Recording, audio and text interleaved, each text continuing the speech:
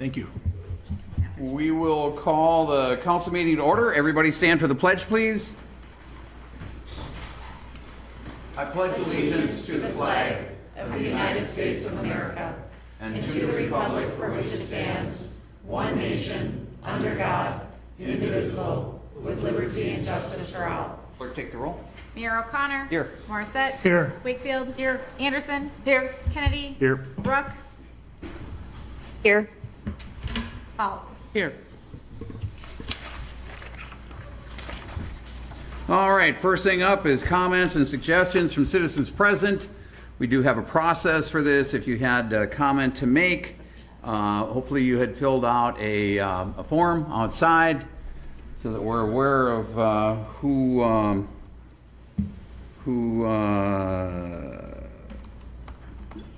okay. We had about 100 participants. It went great. We raised $8,500. And the Packer side won, so we won. So we won 60% of the money per the 40% that goes to Stillwater and Bayport. But if I could present a check to the Hudson Fire Department and Police Department of $920 to each of you, That'd be great. I would say that.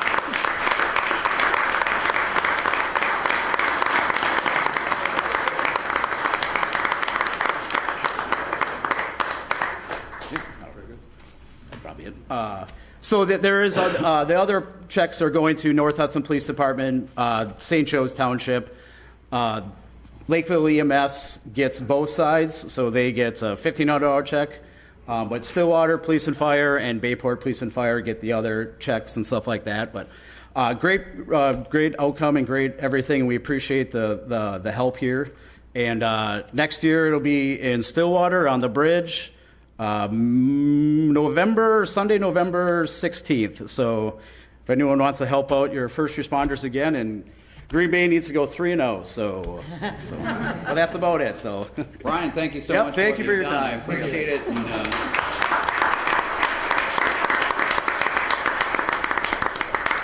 And go Wisconsin. All right, I've got one more card here. If anybody else is intending to speak tonight, please get a card in. So, Nate, come on up, identify yourself. Once again, try to keep your comments brief. Try not to repeat anybody else's comments, not that you would. I'm not sure I could follow that and somehow fit it into mine. Yeah. Good evening, I'm Nate Homschild. I'm the commander of the Hudson VFW.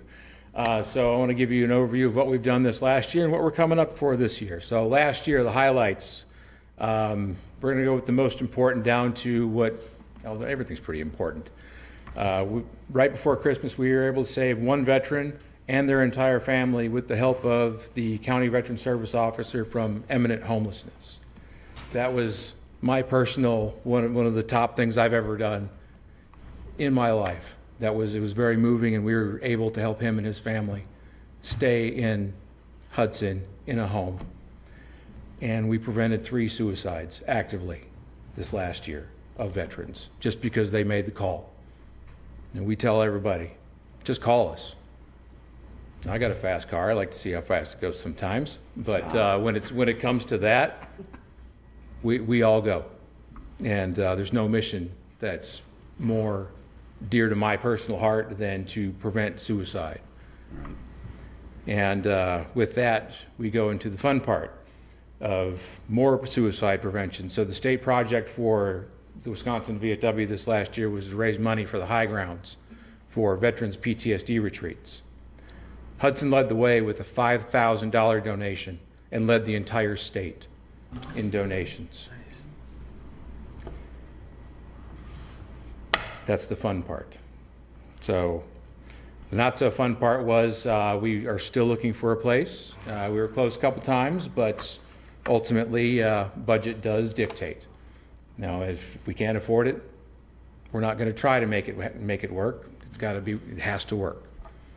So that's what happened last year. So this coming year, right now we have a little under $4,000 programmed for donations for students, teachers, first responders, who there's 1 or 2 of them in the room.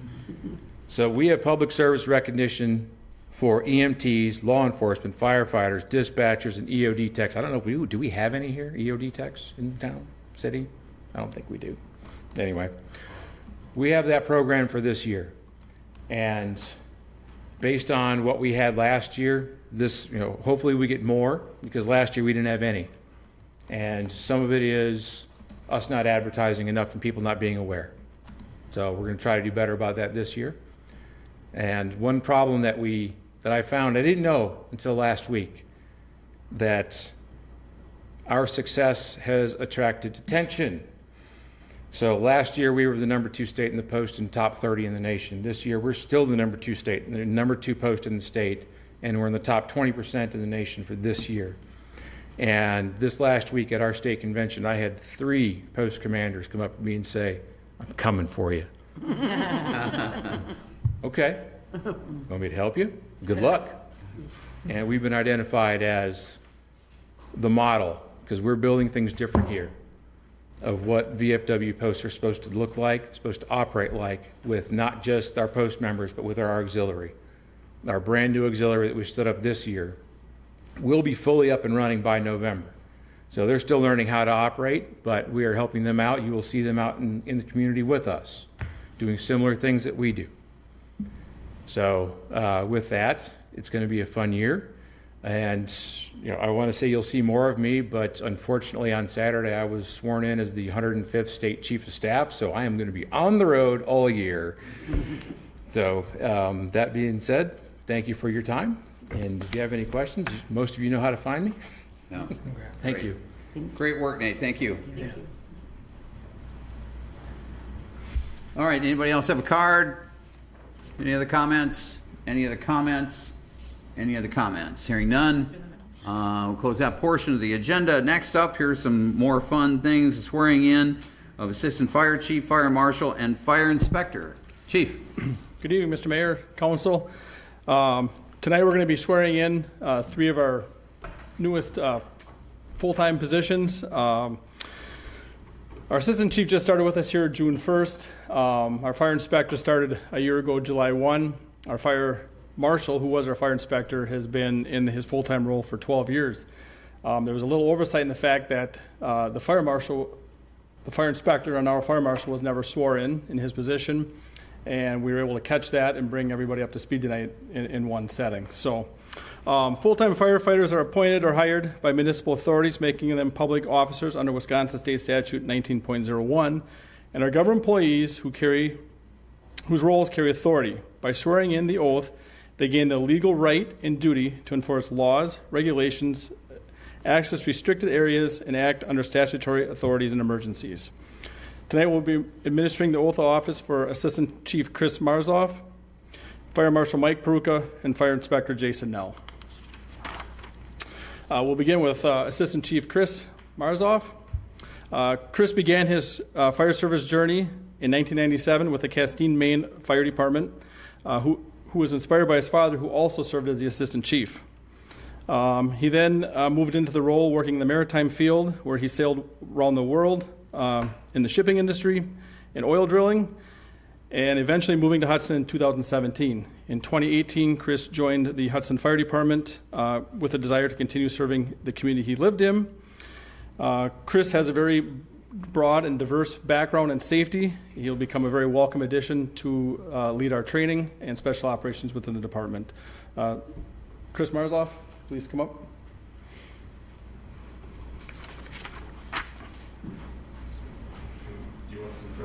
Yeah, we should probably point that mic outwards. There you go. Does that work? All right.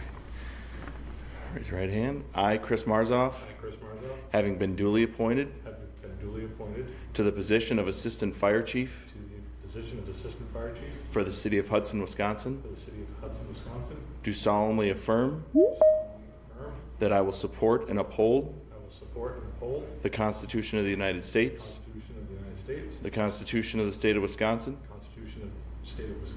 and the ordinances of the City of Hudson. I further affirm that I will faithfully perform the duties of Assistant Fire Chief with integrity, professionalism, and dedication and dedication to the safety and well-being to the safety and well-being of this community. of this community. Congratulations. Thank you.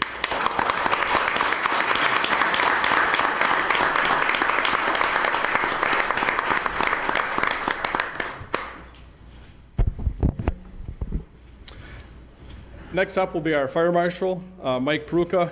I'm sure many of you know Mike. He was born and raised in the community. Mike is a second-generation firefighter who followed his father's footsteps into the department.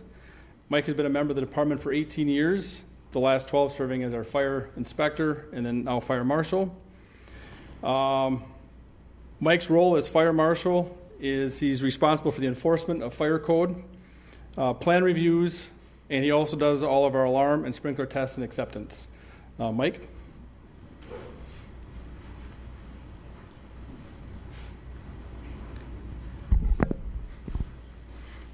All right, raise your right hand.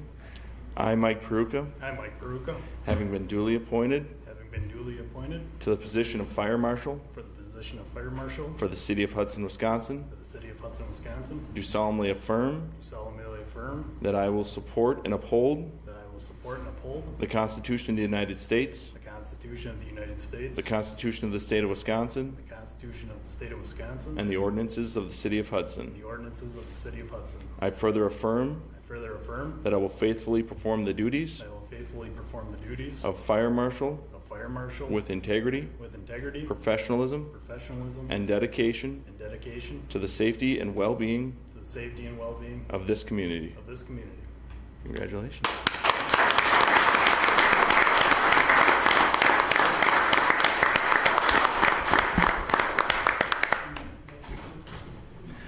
And finally, Jason Nell, our fire inspector. Jason's been on the department for 7 years. He was recently promoted to fire inspector July 1st of last year. Previously, Jason had 20-plus years in collegiate baseball as a collegiate baseball coach at various universities and has a teaching background. He is responsible for all of our initial inspections for all 4 municipalities that we serve. Jason?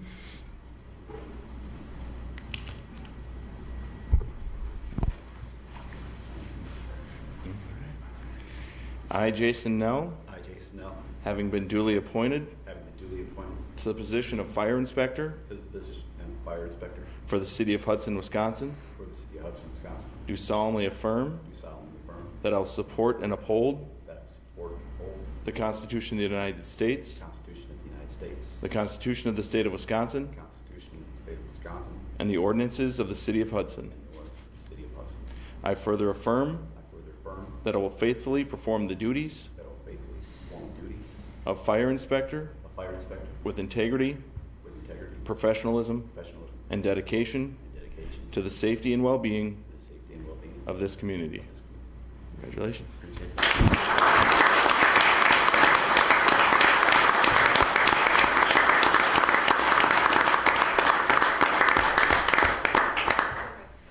Thank you. I'd also like to thank our judge, municipal judge, for taking time tonight to come in and perform these swearing in. Thank you.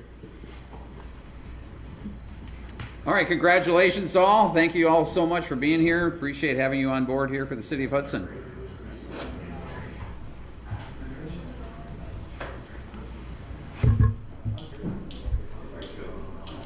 Son and dad look so much alike. Yeah, the Perukas. Holy cow. My son went to school. You can't tell which one's his son and which one's the It could be. That's a great thought. Scott, I haven't seen That's a really good thought. Let them do their own renovations on it a little bit. Where are they going to park? Yeah, just some thoughts.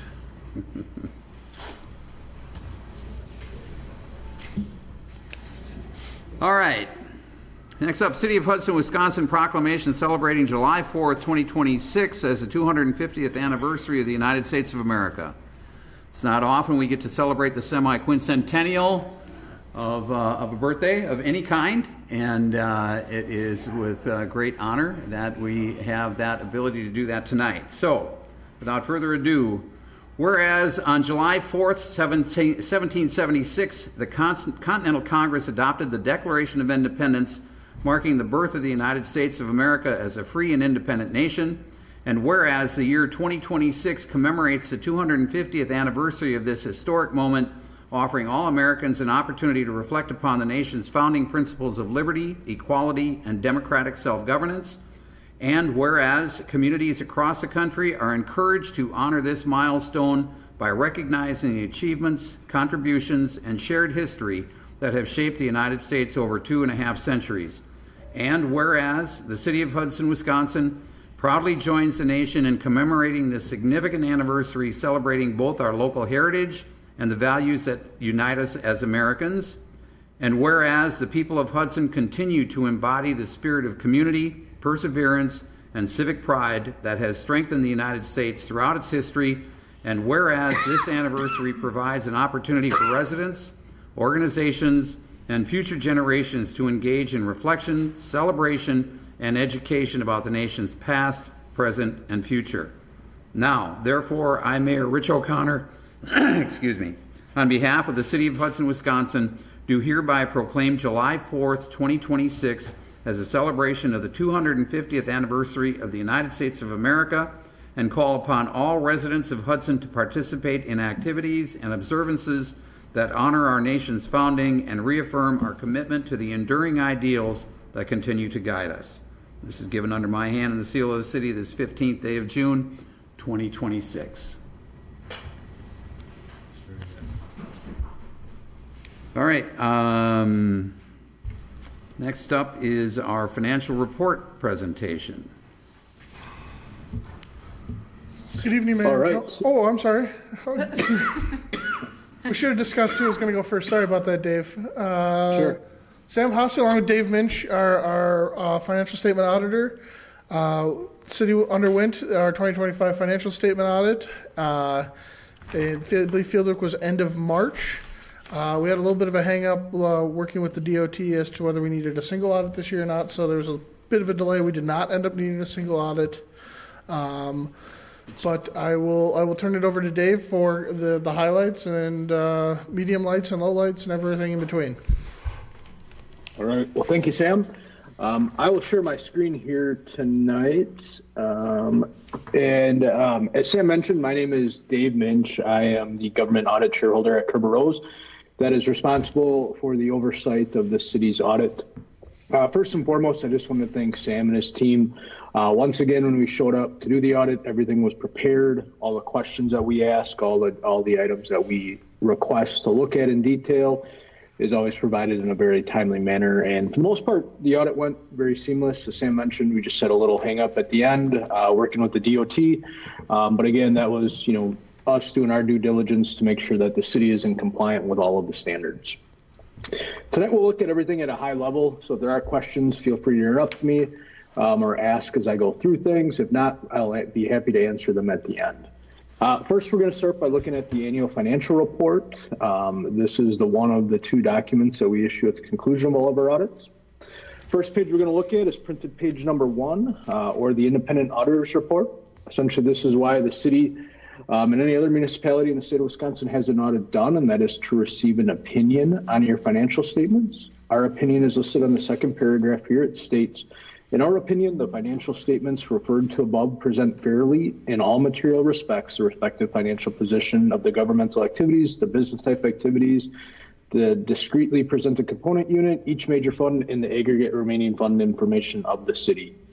In other words, this is a clean or unmodified opinion. It is the highest level of assurance that we can provide as auditors on a set of financial statements.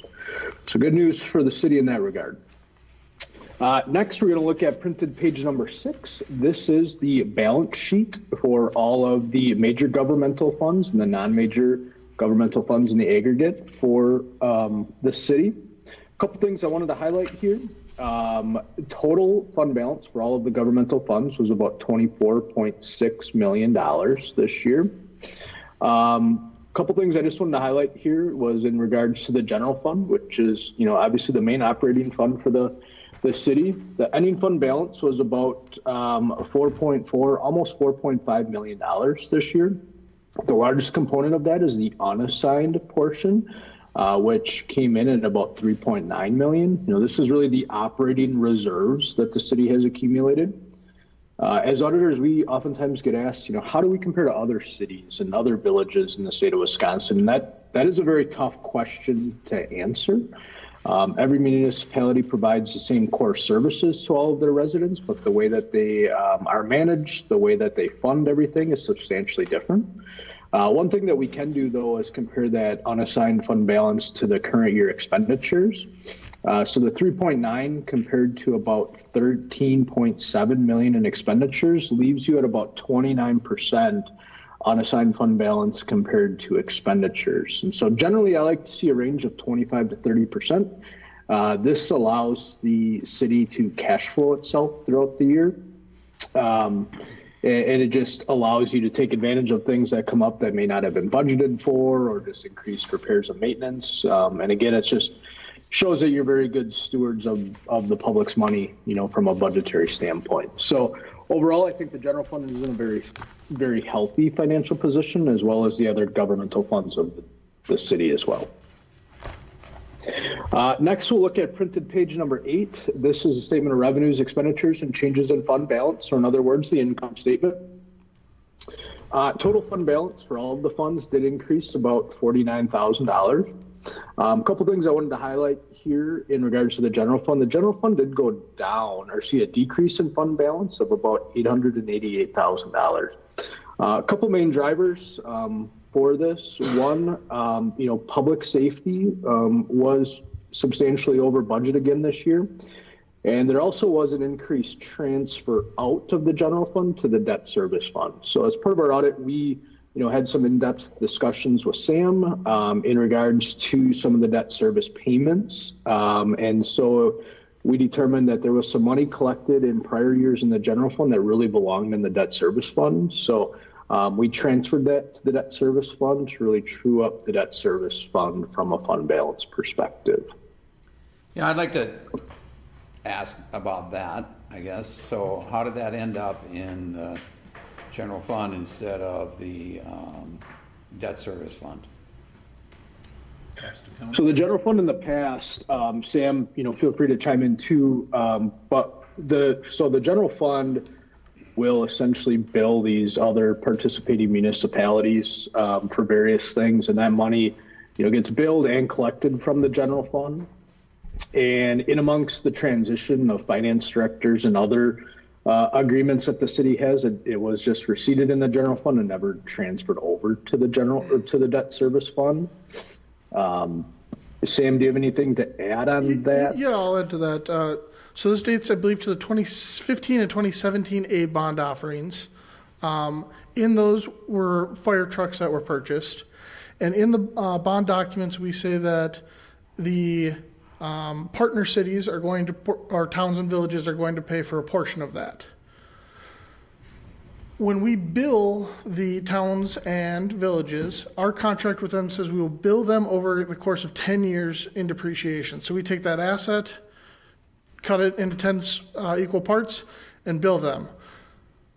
The way we pay these bonds back is over 20 years. So we're taking in money on the front end, holding it, and not making, and then paying it out of the debt service fund. Ultimately, that transfer was not made in previous years, and so this was the true up of that. So the partners were billed. And ultimately the debt was paid. But there was an interfund loan, essentially, is what happens until that cash actually transfers. Okay. Anything to add to that, Dave?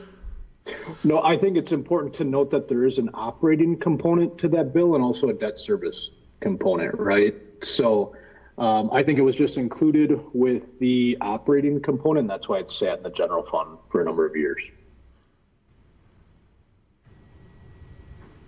I don't understand that part. So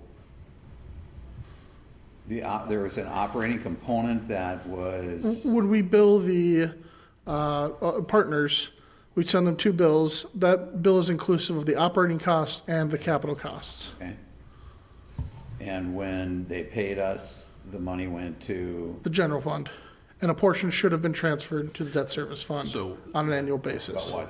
Essentially, past finance directors should have deposited that out, right? And it never was. It was just kept in the general fund balance. Okay. So the easiest way to say it, and I know they don't want to point fingers, past finance directors did not transfer the money over. Right, all right, and the over budget amount for the police department was how much?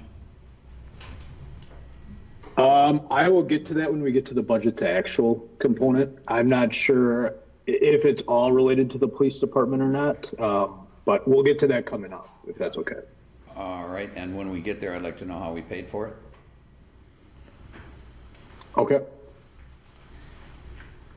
All right. Any additional questions on the governmental funds? All right, hearing none, we'll move on. Next, we'll look at printed page number 11. This is a statement of revenues, expenditures, and changes in net position for your proprietary funds or else your utility funds. All three utilities, which includes water, sewer, and then the parking utility, all had very strong years this year. All three of them generated positive operating income, and all three of them saw healthy increases in net position this year. So again, I think this is a good testament of, management of these utility districts. I know with the assumption of the North Hudson assets coming on board, we'll be working hand in hand with Sam to make sure that we get everything recorded correctly and that the PSC agrees with everything to put the city in a really good financial position here with the absorption of those assets. Next, we'll look at printed page number 35. I always like to comment on the legal margin for new debt. In the state of Wisconsin, municipalities are authorized to incur up to 5% general obligation debt of their equalized valuation that is set forth by the Department of Revenue. This calculation means that the city could have up to $174 million in general obligation outstanding debt. At December 31st, there was approximately $55 million in outstanding general obligation debt, meaning the legal margin for new debt is about $119 million. So I like to call this out because I think the city is operating at a relatively low limit compared to the authorized limit. And again, just, very strong indication of good financial management of the city. All right, next we'll get to this budget to actual for the general fund. In my opinion, this is one of the more useful statements or schedules. The annual financial report really tells a picture of what we planned versus, how we ended up. On this page here, about halfway down, you can see that public safety was approximately $900,000 over budget. And to answer your question about how did we pay for this, it's important to note that revenues were also over budget by about just under 1.4 million. So to answer how that was paid for, it's going to be a combination of, our revenues ended up being higher than budget. And then there was also, we did use some fund balance to cover that increase in costs as well. So if we use the fund bill, what happened with the remainder of the surplus and the revenue? You got to look at it collectively as a whole. Revenues were over budget by about 1.4 million. Expenditures were over budget by about 1.5, almost 1.6. And then as we also just talked about, transfers were over budget by about 648,000, which that's the transfer to the debt service fund from the general fund. So collectively as a whole, you dipped in the fund balance about $888,000 this year.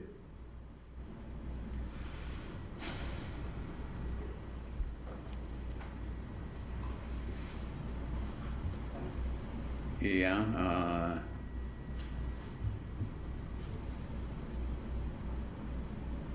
Anybody?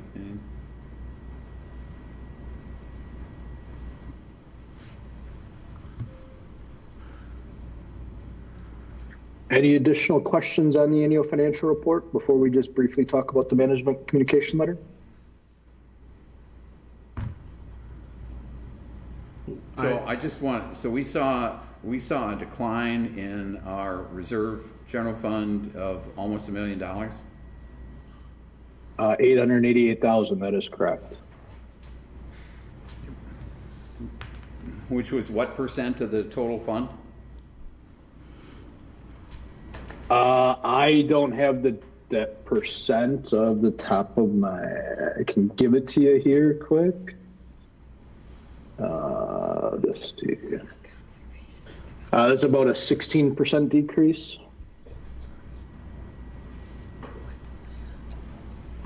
Okay.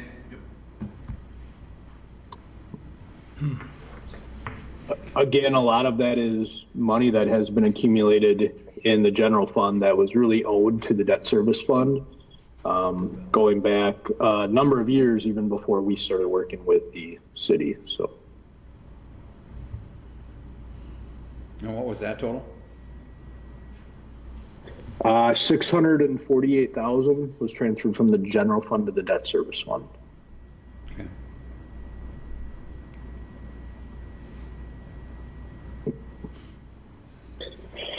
All right. Lastly, just wanted to comment on the management communication letter. Again, this is a standard communication that we issue at the conclusion of all of our audits. For the most part, it's just a recap of how our audit went. But it does have, towards the end, page 3, starts our internal control over financial reporting section of this. As auditors, we don't audit all of the city's internal controls, but we do take them into account when we're planning and performing the audit. And anytime we identify a weakness, we need to evaluate it to see if it meets the definition of a material weakness, a significant deficiency, or simply another matter. Consistent with the past couple of years, there was 2 findings to note this year. One being the material account adjustment finding that we consider a material weakness. Essentially, you have an audit done to make sure that your financial statements are presented in accordance with generally accepted accounting principles. And as part of our audit, we identify items that need to be adjusted. I think it's important to note, Sam does a really great job, and Sam is someone that we can ask a question to, and he dives in and gives us a response. So some of that, it's really making sure that we're in compliance. A great example of this is making sure that general fund paid the debt service fund the money that it was owed.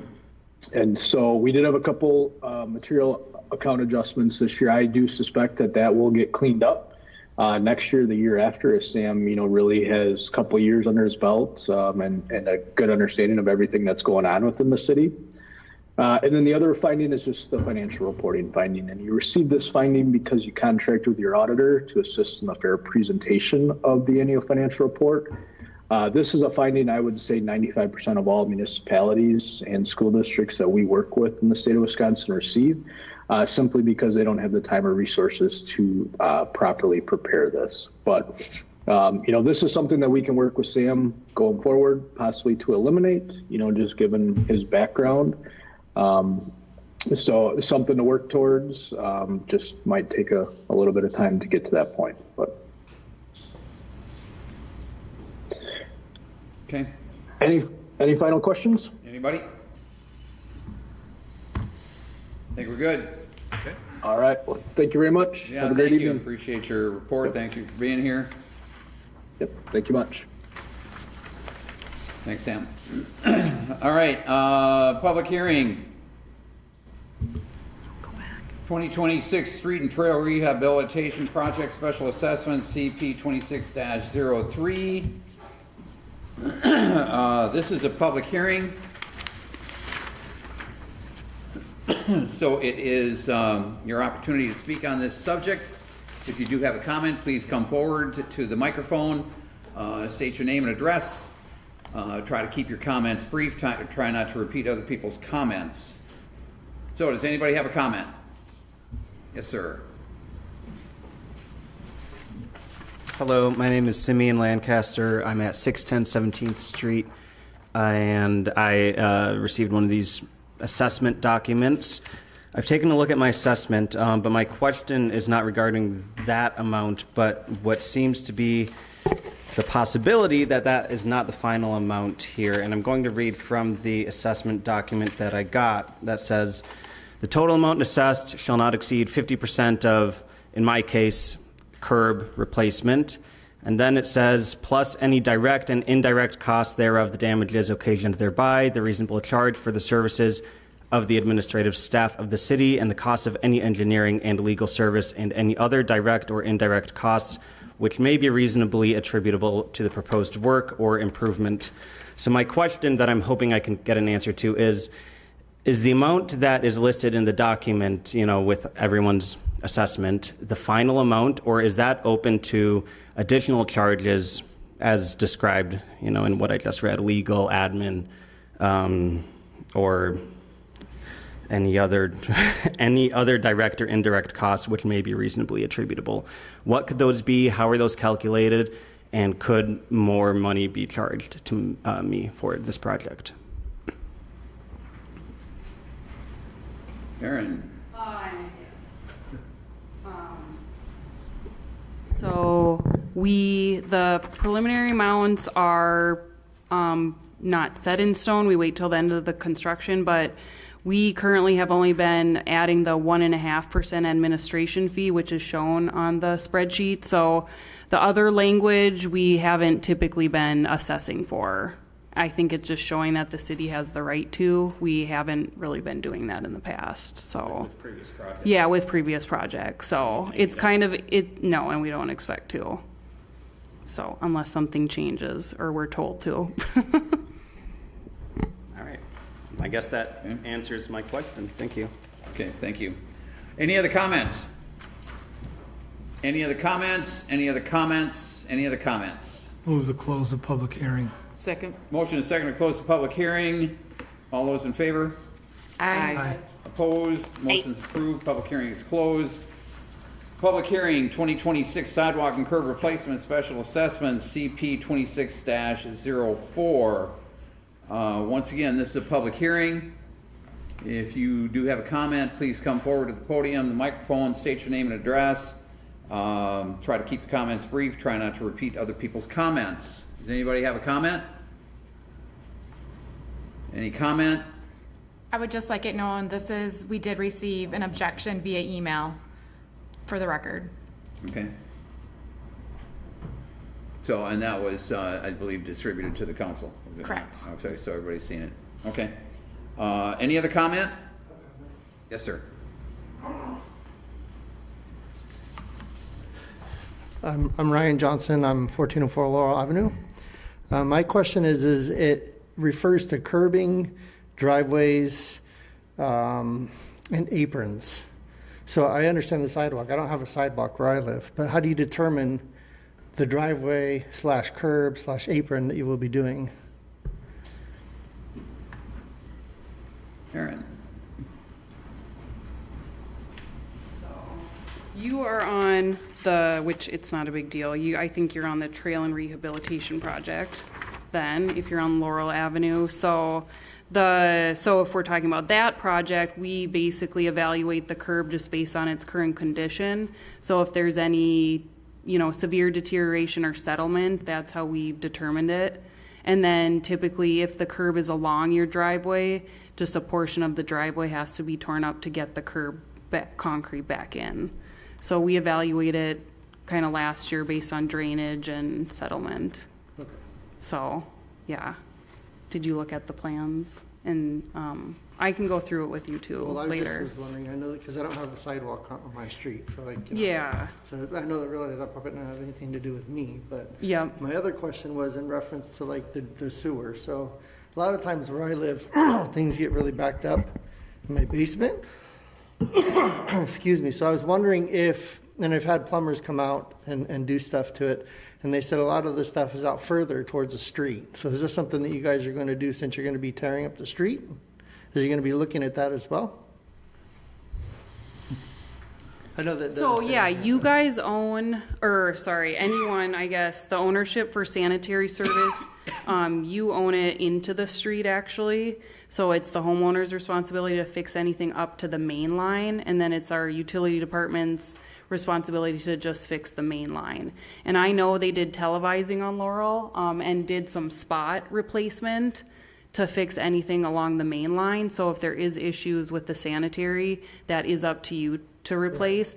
But typically, like, this would be a good time to do it, because sometimes then you might get a better price. We could put back the curb and gutter for you with the project. The road's already ripped up, so you wouldn't have to pay for the roadway getting paved if you can time it appropriately. So that's typically how some people can save, but you are responsible all the way to the main if there's issues. That's what the plumber said, but he said Yeah. sometimes it seems like it's maybe a little further, but I don't know. Oh, like past the Yeah, service? I've had 3 guys come out and do it, so. Okay, 3 different well, times, but okay. I have no other questions. Thank you, guys. All right, thank you. Yep. Any other comments? Any other comments? Any other comments? Any other comments? Move to close the public hearing. Second. Motion and second to close the public hearing. All those in favor? Aye. Aye. Opposed? Motion is approved. Aye. Public hearing is closed. Public hearing 2026 Alley Improvement Special Assessment CP 26-01. Again, this is a public hearing. If you do have a comment, please come forward to the podium, the microphone, state your name and address. Try to keep your comments brief. Try not to repeat other people's comments. Does anyone have a comment? Any comment? Any comment? Any comment? Move to close. Second. Motion second to close the public hearing. All those in favor? Aye. Opposed? Motion's approved. Public hearing is closed. Consent agenda. Thanks, Aaron. Approve the meeting minutes from the June 1st, 2026 regular council meeting. Approve the claims in the amount of $2,259,467.13. Approve the T-Mobile Fourth Amendment to Land Lease 750 Summit Lane. Approve the quote from Zappa Brothers Incorporated to demo the Well House Addition at 18 Buckeye Street. Approve Playground Option 2 from MWP Recreation in the amount of $169,790.12 for the Hudson Meadows Park. Approve a conditional use permit at 1810 Crestview Drive, Suite 1, One Love Healing LLC. Approve a certificate of compliance for Avalon Truck Trailer and Wash at 34 York Drive, David Olson. Move to approve.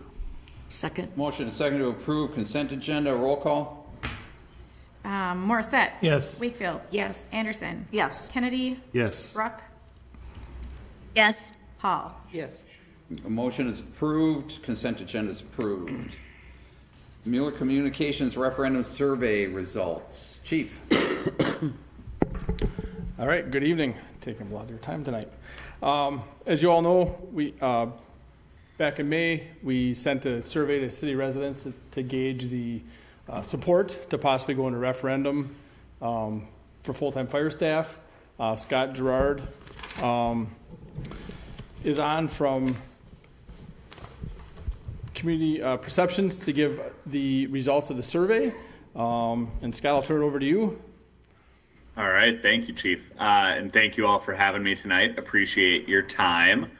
Gonna share my screen here.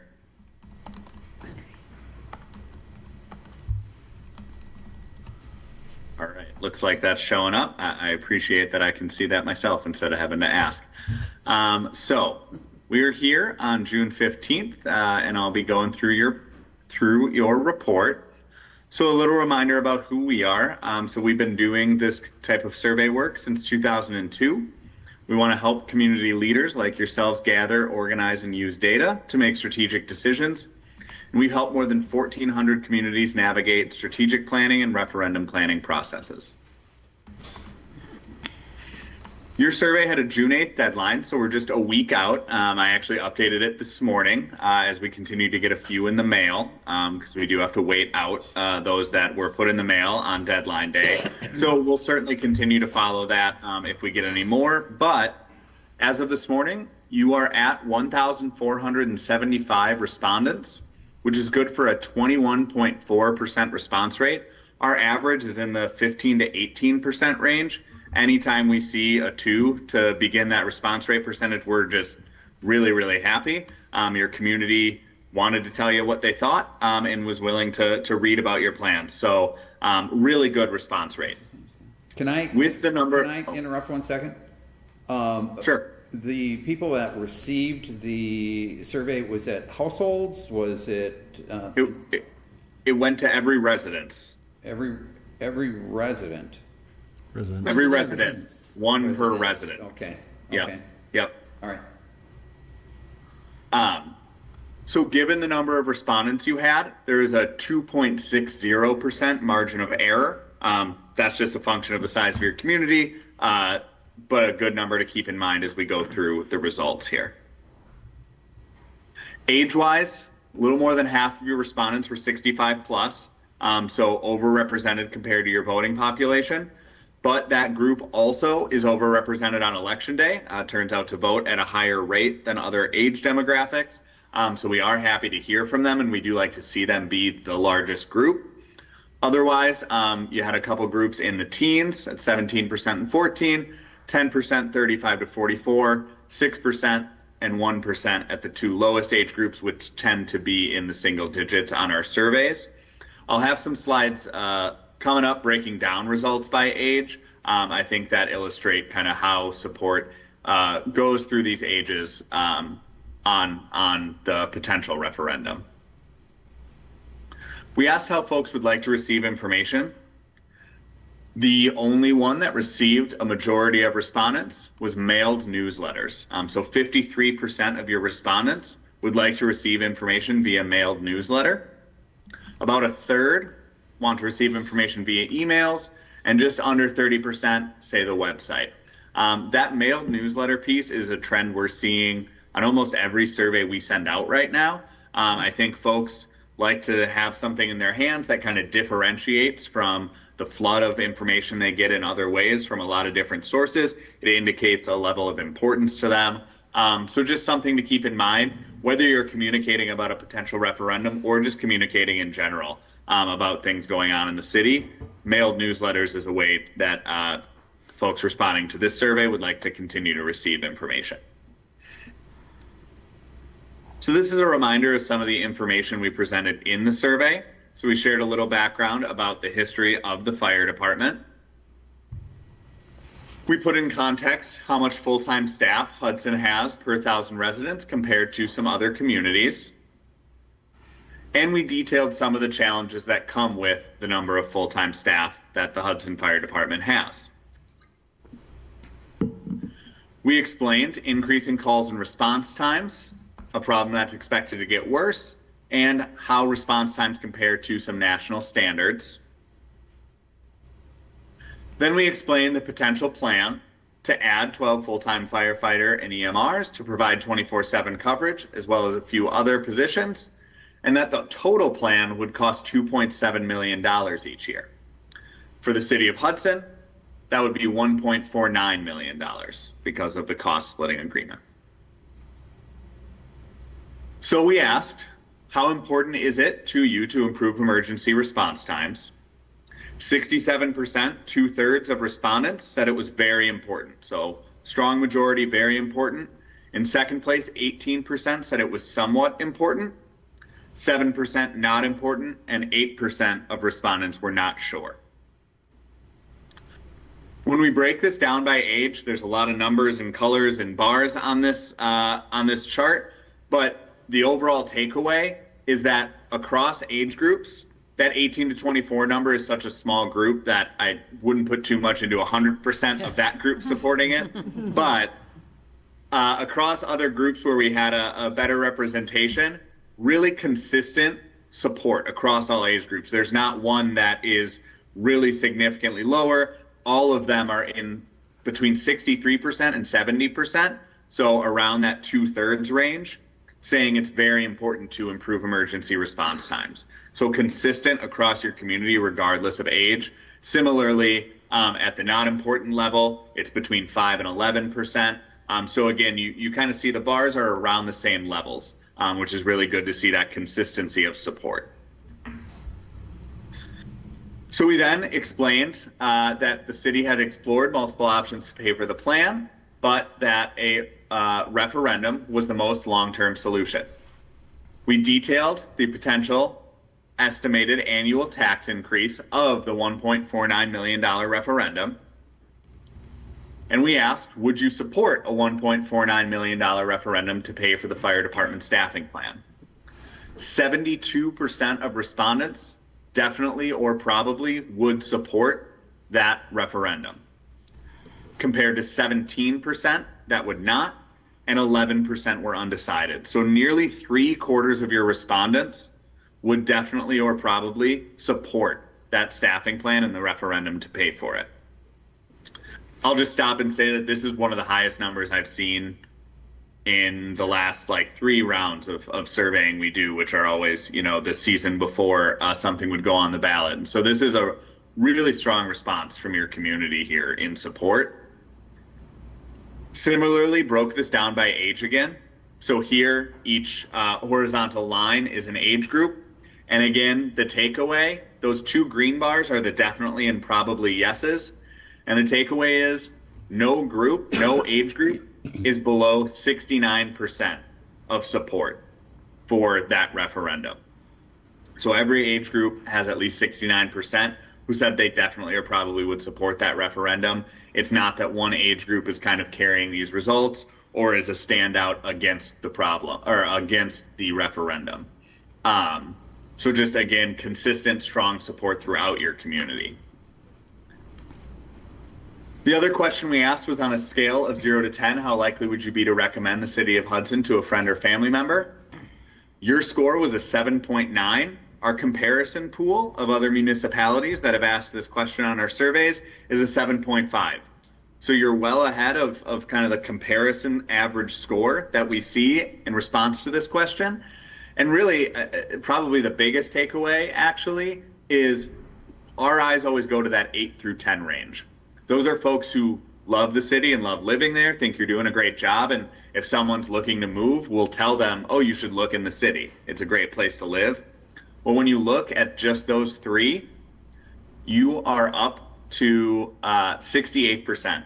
So more than 2/3 of your respondents are in that group who are out there, telling other people to move to the city and excited to be there. That's a really strong number. I would say that is also a standout number. So just really a lot of enthusiasm for recommending the city to a friend or family member. So those are the end of the results, but I certainly would be happy to take questions. Actually, can you explain how that last slide, there's a lot of people that were questioning, how does that last slide, or what was the purpose of this last slide as compared to the rest of the survey that went out? Sure. What does this tell us about whether or not they're going to vote for a referendum? So it's some overall satisfaction information that can, given the results you saw, we asked this question because if you see, opposition to a referendum, but support here, it tells you that folks are happy with what you're doing, but unhappy with the plan. Vice versa, if you had seen support for the referendum like you did, but maybe a lack of support on this one, it tells you sort of that even though there's some other things to work on, they feel really strongly about the plan. It basically can reinforce and inform with a little more depth and understanding, potentially, the results of the referendum questions, and whether there's maybe underlying other issues that could be helping or hurting your support for a referendum. I had a quick question on that slide previous to this one, I think it is. The question, and I might have missed some of the numbers, but it says, would you support a $1.1 million referendum? Oh, I'm so sorry. I don't know why that, it should be 1.49 million. I don't know why that says 1.1. I apologize for that. Was the survey 1.49? No, the survey was 1.49. Okay. Yeah. Thank you. This was the question in the survey. I'll get that updated. I'm sorry about that. Thanks.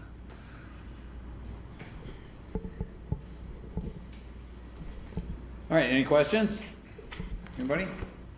So again, discussion tonight only. We'll be bringing some other stuff forward as we move through the summer for direction from council and where to go from here ahead, but we want to get these results out to you and the public.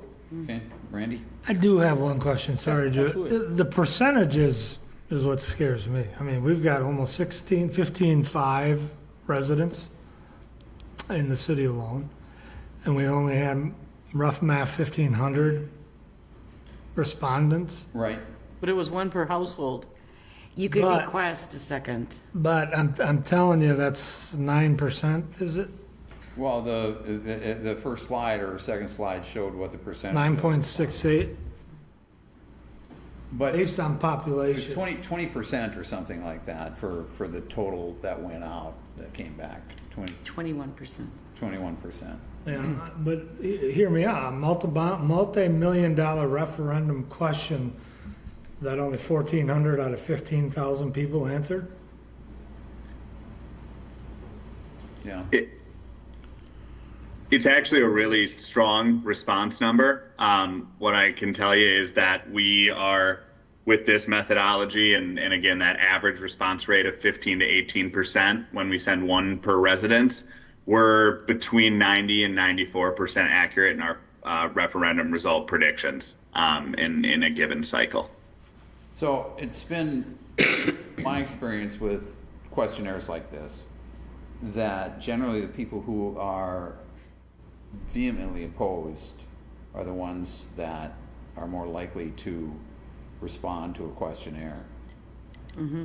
Is that, would you say that's accurate, Scott? It depends on the community and the plan, and this isn't a satisfactory answer, but it really depends and varies community to community. What I would say is certainly surveys can cause groups, if there is a group that really feels strongly one way or the other, to kind of get moving and get a campaign going. And clearly that didn't happen with no votes in this survey. Right. So, I mean, we've seen that like with school referenda, things like that, you know. But the one concern I have with the questionnaire, the survey, is do you think people understood that this is an ongoing levy? Or do you think I heard people that didn't quite understand that thought it was just a one-time levy. Right. And that's something we have to do. We spoke with Miller Communications about that last week. That's the education we have to do now that the surveys are back. There was a lot of comments that came in the survey. And I know, Scott, you guys had mentioned you're going to do I can't think of the name of what it was called. They're going to filter those questions and find out what the top concerns were within those, and those are the items we're going to address moving forward. There was a lot of comments that had questions within it that needed to be answered, and that's where we have to do our work now, is to get people the correct answers, the information that they need to make an informed decision. Right? There definitely was comments, there's concerns, and that came out in the survey, but they are going to get us that. I don't know, 4 or 5 main bullet points, right? Yep, by the end of the week, basically we go through all the comments, and what we're looking for is what are the themes that emerge. So, what things are coming up commonly throughout multiple comments, multiple folks expressing concerns, questions, uncertainty, maybe a lack of understanding. And we'll highlight those themes and pull them out so that as you just heard, you can use it a bit to know what to communicate about. You can understand better whether there were misperceptions. But, that ongoing communication is really key. Sometimes we'll see folks see a big number like this and think, well, this is just going to pass. We don't have to do anything else. And what we've seen is that communication is still necessary because there is always more information to share, whether it's focusing on the annual ongoing piece of it or other information about the plan. There's certainly more to continue to communicate ahead of Election Day if something is on the ballot. Okay. Yeah. I don't know if it needs to be said. I'm going to say it, but the survey went out just to Hudson City residents. Did not go out to the other communities that participate in our fire service. Okay. So none of the respondents came from outside the city. And they don't need to, because if we pass this referendum, all the other communities that are part of the service area will have to, by contract, follow suit in levying for the service their respective percentages for the service. Okay? Yep, that's correct. Right? Yeah. Okay. Anything else, Drew? No, that's it. Thank you. Scott, anything else? No, thank you all very much. Appreciate your time. As Drew said, we'll work on that comment theme analysis and get that to folks. And just if you have any questions, Drew, Sam, and Brent know where to find me, so don't hesitate to put them to work reaching out. Okay. Thank you, Scott. Thanks, Scott. Thank you. Thank you all. Have a great night. Yep, you too. All right. So again, that was just informational only. Next up, approved Concourse Tech Inc. contract for AI services. Do we want to go through that again? I'm not gonna be able to do the presentation now. All right, everybody understand what's going on? Do we have any questions? I would just ask that, make sure we have the motion reflect the changes we made regarding the, so we're not going to be using the general fund, that we'll be using. Yep. Okay, that's all I asked. Everybody got, you got that, right, Becky? Okay, no, that's gonna go, you sure? I'll get it. I'll get it. I have a quick operational question. So again, as we discussed, I like where this is going. We're eventually going to need this component somehow.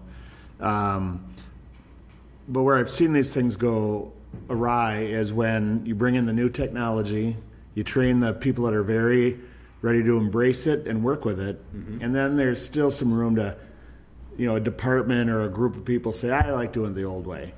When you have two different plans, it's eliminating any benefit of this overall. So is there a plan to implement this and this becomes the new way of communication through the city? Yeah, I don't think there's any other way. It'll be fully integrated into everything that we are working towards. Okay. So in order to have everybody function, be able to do be able to do applications and onboarding the individual employees, that's one piece, but be able to do all of our permitting, all the stack of permits, Right. and all the. As long as everything's on This board. is the only way to do it, yes. So the other efficiencies this can have is, as we grow and add more staff, which we don't really want to do right away, right? We are going to have to add staff someday. But as we grow and as people retire and move in and out, if this becomes the gold standard that everyone follows, I guess that's the big request. I don't want to make this investment and then say, well, you can use it if you want. It's just a tool. I want it to be the standard. No, this will touch all the different systems. Okay. There's really no choice but to work within it. Okay, good. Okay, anybody else? All right, do we have a motion? I'll make the motion to contract with Concourse Tech for AI services to start as soon as possible, using funds that are available this year. That are available this year. Not dipping into the general fund. Not dipping into the general fund. Yep.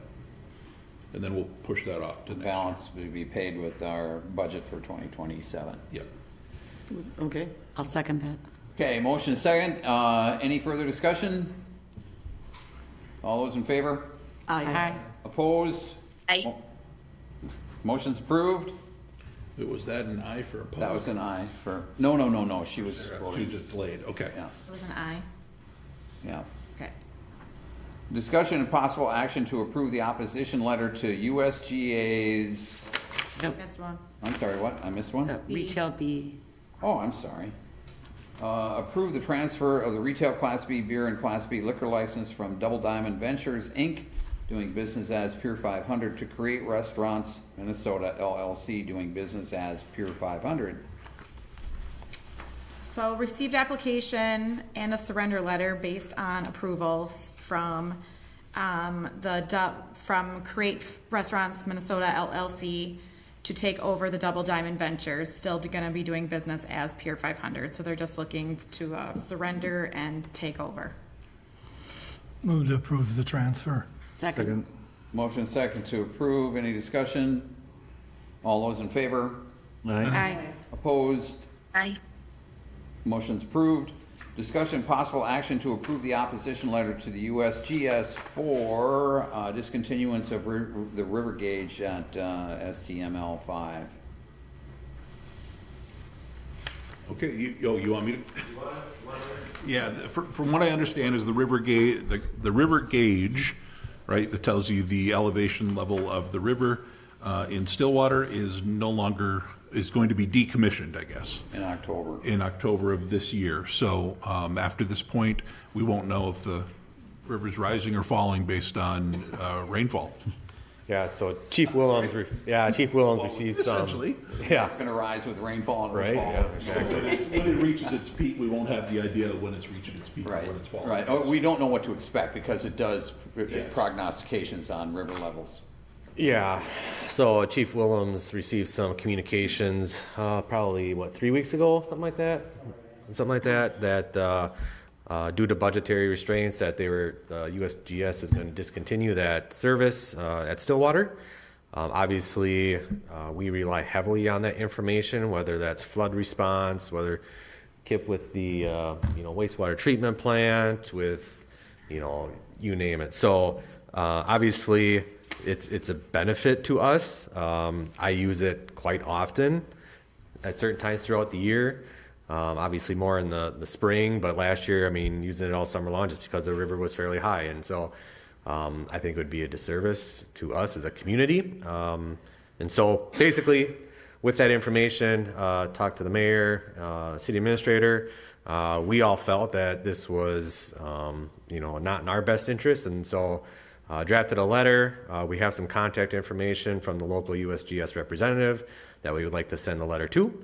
And so we're just in front of you tonight to just reaffirm our positions and approve the letter that we don't like this decision. So if you have anything else to add, Mayor? Looking for support from the city as a whole to sign the letter. Yeah. It's like Stillwater, are they sending a letter of opposition? I think everybody up and down the valley. Okay, I just want to make sure. So they're still monitoring in Danbury, as I understand, as well as Prescott. Prescott, of course, you got the convergence of the two rivers, so that really has, it's inaccurate for what we're doing here. And so is Danbury. I think how many dams are between here and Danbury? Yeah. Okay, I was just curious. A couple. Well, yeah, and the dam as well for Lake Malibu. We use that data for operating that dam too. So we use it a lot for operations in the city. Yeah. Move to approve. Second. Motion is second to approve. Any discussion? All those in favor? Aye. Opposed? Motion's approved. Thanks, Mike. Adopt final resolution 13-26 authorizing special assessments for the 2026 sidewalk and curb replacement project, CP 26-04. Aaron? Yep, so these next three are pretty straightforward. So we have to approve a final resolution to adopt and authorize special assessments. And this one is for the sidewalk and curb replacement project that we held the public hearing for today. Move to approve. Second. Motion is second to approve. Any discussion? All those in favor? Aye. Opposed? Motion's approved.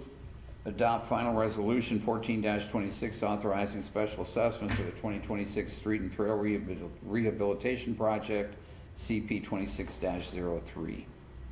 So pretty straightforward. Same thing, adopting the final resolution for said project. Move to approve. Second. Motion is second to approve. Any discussion? All those in favor? Aye. Opposed? Motion's approved.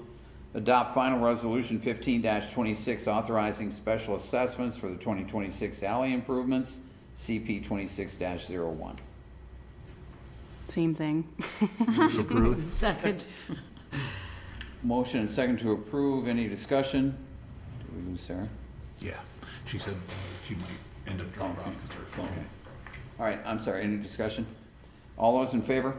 Aye. Opposed? Motion's approved. Thank you, Aaron. Yep. Discussion on flock cameras. Chief.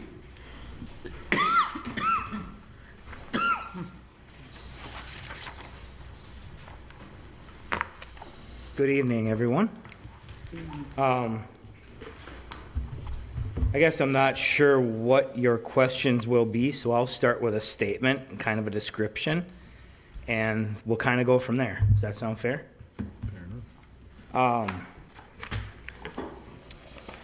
So flock cameras in the city have been essentially a force multiplier for us, right? It's essentially 18 officers standing in very specific areas throughout the city, taking pictures of every vehicle that goes by.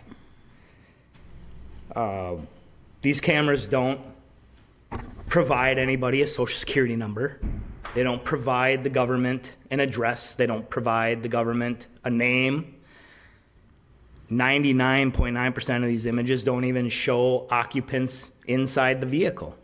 It's a picture of the back of a vehicle that shows a license plate and trunk area of the vehicle on a public roadway, which is a very important part of this because there is no expectation of privacy on a public roadway.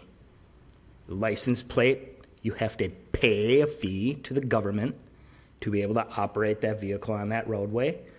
You have to pay the government for that driver's license to be able to operate a vehicle on that roadway. You have to pay a wheel tax, right? No expectation of privacy. Doesn't tell us where you're going. It takes a snapshot in time at a very specific location. It tells us what direction you might be headed at that moment in time. We have no idea where you went to the dentist that day. We have no idea where you're going. We have no idea where you live unless we search other databases to acquire that information. Flock allows accurate monitoring of public roadways to allow Hudson law enforcement nearly instant notification when stolen vehicles, stolen license plates, vehicles wanted in connection to felony offenses, such as felony thefts, burglaries, murder, child abductions, sex offenses enter the city of Hudson, which pose a danger to our community. Flock cameras in Hudson can also be utilized for potential non-criminal offenses, such as locating a missing child or missing vulnerable adult, such as an overdue family member who has low blood sugar, or someone who has dementia or is confused. Silver alerts, green alerts, amber alerts, you've heard of these terms. These are all entered into Flock Safety Network, and we're alerted immediately when one of those vehicles matching enters into our city. That's another important part of this. These cameras are set up around the perimeter of our city, notifying us when vehicles enter our city. Once they leave our city, we can't do anything about it, right? So it's very specific areas. Every point of entry basically into the city is there's a camera that's going to take a picture. This person entered the city. 650,000 images per week. Where is my other piece of paper?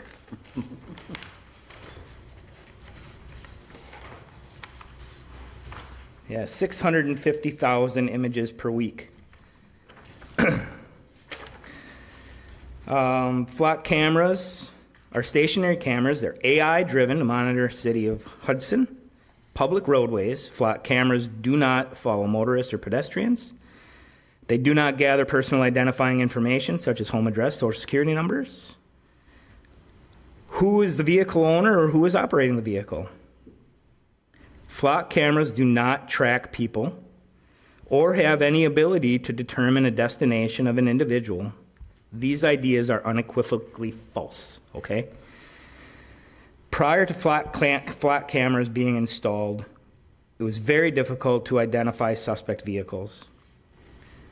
A witness may have observed a blue-colored car leaving the scene of a crime, may only have the state of a license plate, maybe only one or two letters of the license plate. Our investigative leads are gone, right? Flock camera, we can type in with their AI tool a blue-colored car and that partial license plate and likely get some hits that might point us in the direction of potential suspects, right? They are investigative tools that we use. But the flock camera results do not provide registration or personal information, vehicle year, VIN number, registered owner address, as we've said. We use these images of vehicles and the license plates to obtain the vehicle registration owner information by running it through separate systems. The Hudson Police Department has utilized these cameras since approximately, best we can figure, is 2023. In 2022, the solvability rate of our cases was about 67%. Last year in 2025, our solvability rose to 91%. That is just with cases referred to investigations. That's not incorporating into the cases that were solved or the crime stopped by our patrol division because of alerts that notified them of criminal activity via the flock system. We have 6 investigators with the city of Hudson, right? 2 of them are SROs, so for 9 months out of the year, they're in the schools. We essentially have 2 investigator sergeants, a general investigator, and a narcotics investigator. They're investigating crimes in the city. Over 400 felony cases investigated by those 4 people on an annual basis. And our solvability rate is 91%. That wouldn't be possible without flock cameras. Our staff hasn't gotten bigger, but since 2023, our calls for investigations have increased by 28%. Just put that in perspective of how many cases would not be solved for our community members or businesses or communities in other areas if we didn't have these cameras. Hudson Police Department has had a couple of noteworthy, well, let me back up. We'll talk about challenges in court. Hudson Police Department has utilized flock to solve and assist as investigative leads, which have been allowed in felony prosecutions and used as jury trial exhibits presented to jury members, unchallenged by any defense attorney. So even the legal community locally isn't challenging these images or the information that we're getting. Multiple internet crimes against children, child pornography investigations have been prosecuted. Multiple sex abuse of children investigations prosecuted. Child sex and human trafficking investigations prosecuted. Multiple drug trafficking, manufacturing, and delivery cases have been prosecuted. Drug overdoses and deaths. Multiple sex abuse and rape incidents. Domestic abuse incidents where the offender fled in a vehicle. Multiple felony retail thefts to local businesses where suspects fled in a vehicle. Organized crime groups tracked and charged from Illinois, Texas, Alabama, and internationally who utilize rental cars in Hudson, targeting our businesses, financial institutions, and citizens. Some of those notable cases was an ATM burglary, $70,000 in damages, a rental vehicle stolen from Texas and tracked back to Houston, Texas via the flock system. Nail salon burglaries across the Midwest and Hudson, an Illinois resident convicted in 2026. Alabama organized crime group breaking into vehicles, taking wallets, pending trial in 2026. Hudson small business burglary, $20,000 loss, Minnesota resident, pending trial in 2026. Hudson small business burglary, a $5,000 loss, Minnesota resident, convicted in 2025. Without the sharing or having access to other law enforcement networks, many of these cases would have gone unsolved. I believe that another big part of this discussion is going to be centered around the network, who we share our network with, and who shares their network with us. The network is only as good as it exists, right? The bigger the network, the bigger our scope to search out. As we've already demonstrated, major violent crimes and major crimes that are occurring in the city of Hudson are not often perpetrated by residents of Hudson. They're likely coming from Alabama, Texas, Illinois, Minnesota, right? If we don't have access to those networks, it makes it harder for us to investigate these leads. And the same with other jurisdictions. The case that we tracked back down to Houston, Texas was pretty fun because we were able to put it on a map from Hudson all the way down I-35 to Houston, Texas, where our same vehicle that stole the ATM machine arrived in Houston, Texas 20 hours later, and we tracked them all the way down using that network of flock cameras. Another issue that has been brought to my attention is the potential of sharing our network with the federal government and their law enforcement agencies. When we first signed up for Flock, we signed an agreement essentially allowing federal law enforcement access to the Flock network, meaning like if we had a camera in the Flock network, they automatically had access to it. That has changed in the last year, from what I'm being told by Flock, is that now new agreements, people just coming online, agencies just coming online, there's a toggle switch, first of all, that you can toggle on or off the sharing with federal agencies. So every agency has that option. Also, if you are new and coming on, you have to basically sign an agreement. It's not a default agreement to share your network with the feds, right? And it doesn't backdate ours, right? So that's why we were never notified again of the federal government asking for access, because we had given them access 3 or 4 years ago whenever we were building the system. Now that's changed. If the council chooses, and I'm not advocating this because I think it would be a mistake, but the council could choose to have us not share our network with the federal government, and we could toggle that button off. So with that, I stand for questions. Anybody? Jeff, 91%, 400 cases. The amount of money, wasn't it a little bit more than, it's well over 100,000. It's been recovered from the cases. Well, yeah, I mean, that doesn't even get us into the civil side. A semi truck knocks down a street light and drives away because it's 80,000 pounds and they didn't even know they hit anything, right? How much does it cost to repair a street pole, a traffic light pole? $15,000 to $20,000. Happens, I don't know, 5 to 10 times a year, easily. With the flock cameras now, we can identify those trucking companies, call the safety office, and their insurance pays for that. It's not coming out of the city's dime. Whereas before that, we show up, hey, there used to be a traffic light here. Oh, there it is, laying in the middle of the road. Public Works, the city of Hudson, is paying for that. No insurance company identified, right? Mm-hmm. Flock camera, it's got to be $500,000 that we've saved the city just by identifying the trucking companies. Hit and runs. You have a hit and run drunk driver that takes down a traffic pole and takes off. Never going to find those people. Now we can, right? Sorry, I forgot to talk about the civil side of it, but it's hundreds of thousands of dollars have been recovered in 3 years. And in my tenure here has been, we've always been aware that Hudson is a unique situation being on a highway, a federal highway with crimes going back and forth from Minneapolis to the Twin Cities. And for us to protect our citizens as we have done with this flock camera is invaluable. If you're not doing anything wrong, I don't understand what the big hubbub is.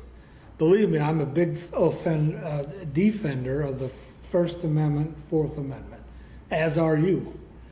But the unique situation this city lies in between the boating in the St. Croix River and then the federal highway, we have public safety challenges. Yes.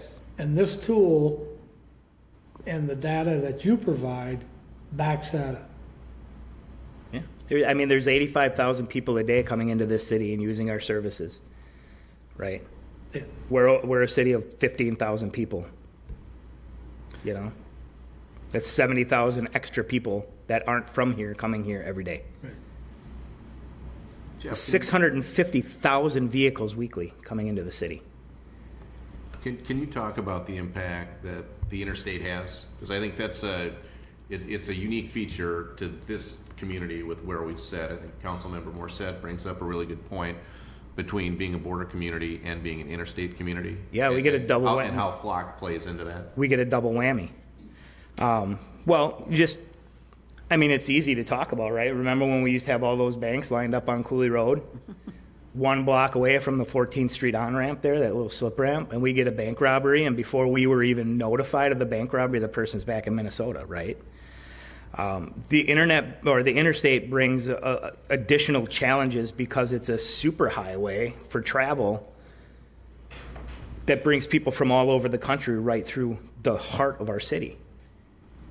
So that's, again, where I talk about the network that we have, where we ask all these other agencies to share their data with us. If we are searching for something and we have the ability to search just our cameras or our network, right? So we can click Hudson or we can click My Network, which is, I can't even tell you how many cameras, 6,500 cameras available on our network to search. we can search all of those, right? Because like I said, once we find the person, maybe our suspect was in Hudson, right? Oh, they entered Hudson on June 15th at 4 a.m. This crime happened at 4:15 a.m. Where did they go next? And that's why we searched the rest of the network to find out where they would do. Oh, they went to St. Paul, or they went to Woodbury, right? Oh, now look, now they're in Maple Grove. Oh, now look, now they're in Rogers, right? We can develop where they're going. We can notify law enforcement, hey, we've just had this happen 6 hours ago. Looks like they're in your area or coming to your area. Be on the lookout, right? It's a teamwork thing. But that interstate brings people from the west, people from the south, people from the east. I mean, California. I saw a Hawaii license plate the other day. Explain that one to me. That's a long time. Alaska, Florida, North Carolina, Georgia, Maine. I mean, we see plates in this city from every state in the country. The interstate is what does that. It's not like there's a lot of communities our size in central Wisconsin that have a state highway running through it that don't have near the traffic volumes coming through it or the people stopping in their city as we do. And it's because of the interstate, as Attorney Vivian pointed out. I appreciate you taking the time to put your report together. I know that we've talked about this a lot back and forth and heard a lot about it. And if we remain silent as a council, generally during public comment, we do stay quiet. It's not really a kick ideas around and let's throw out ideas. So I can speak for myself, but I know for most of us here, we've not just read about it and tossed it. We've done some deep diving. I've spent some hours with Jeff on this, and I'm sure a lot of you guys have asked some questions. So, to me, it's as a council, we're supposed to use our taxpayers' money wisely and keep people safe. And to me, and that lands on you too, as the chief of police. And this is a tool that I think that does both of those things very well. Tools can be misused, and that needs to be stopped and prosecuted, et cetera. But this is a tool to me that just you got to do the weighing of not only the cost, but if there is any kind of issue about tracking people or whatever. And then you did a good job kind of walking the line between following an automobile that needs to be registered with the state and following people around the city. Again, this is a tool that if used properly, I think it well outweighs our cost. And I think, like you mentioned, the sharing of information is kind of the key to it. Having a camera that just shows 2 or 3 streets in Hudson really doesn't do us much. So I've done the research, and I'm sure all you guys have too. That the sharing part of it too is to me a good use of that tool. And there are very strict policies in place in its use. There's 2 reasons we can use it at the Hudson Police Department: for a criminal investigation or an internal investigation of one of our own officers. That's it. 2 reasons. And I'm just going to agree with what you said. We are a unique community with the interstate, and I know I've talked before about, or when you've come to public safety, about the number of crimes that were solved that would not have been successful without the use of Flock. So I'm in full support of that as well. Same here. My daughter had a car accident at one of the intersections, and the woman who hit her was turning left illegally and hit her, and so it established for her the fault, and she was able to collect from the insurance company to cover the damage, and that was really valuable to somebody who's income limited.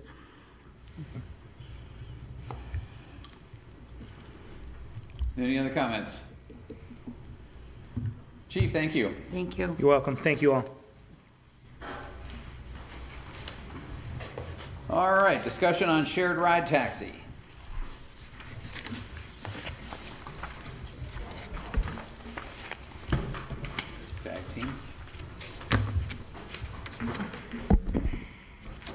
All-star team.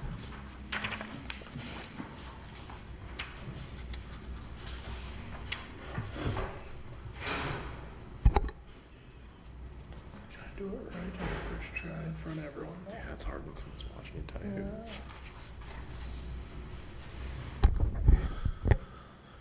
Good evening, Mayor and Council. Sam Hasu, Finance Director. I have with me Mike Johnson, Community Development Director, and Brent, I'm sure will chime in as we go through this presentation. Over about the last 6 months, we've heard from several members of the council and the council as a whole looking for a little bit of a deeper dive into how the mechanics of and the funding of the taxi work, and then some Programming type. programming questions and different ideas as to ways to fund the taxi. Getting a little bit into the nitty gritty of how it's actually funded, there's 3 revenue sources coming through to taxi. The federal and state grants, so funded through federal 5311 and state 85.20 funding. Basically what ends up happening is city applies for a grant at the end of the year. Those amounts are told to us in May, and they are paid out in early July. So the amounts you'll see on the next slide, we've been confirmed by the state as to what we will actually receive next month. The second way is through fares. If you are a normal normal passenger, an adult will pay $3.50 for a ride. A student will pay $2.50 for a ride, and if you are a person above the age of 65 or disabled, you pay $2.50. There is also an out of city limits, $2.50 per mile charge, up to 5 miles, 10 miles? Yeah, 5. 5 miles. The last fare that we receive is called an agency fee. So if you are a member of our community who receives Medicare, Medicaid, thank you. You can pay through your agency, through an agency that you work with in town here. I believe there are 2 of them to receive fares throughout town. Those fares are funded by Medicaid. Yes, Medicaid. Sorry, I want to make sure I didn't hose that up. Funded through Medicaid, and those are $6 per ride. The last way it's funded is through general fund dollars. So anything that's left is funded through the general fund.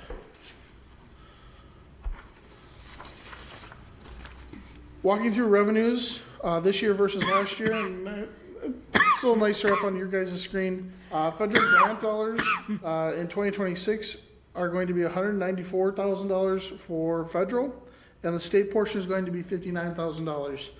I'll note that that's up a little bit for Fed and down for a little bit for the state, but in total, it is up about $4,000 from last year.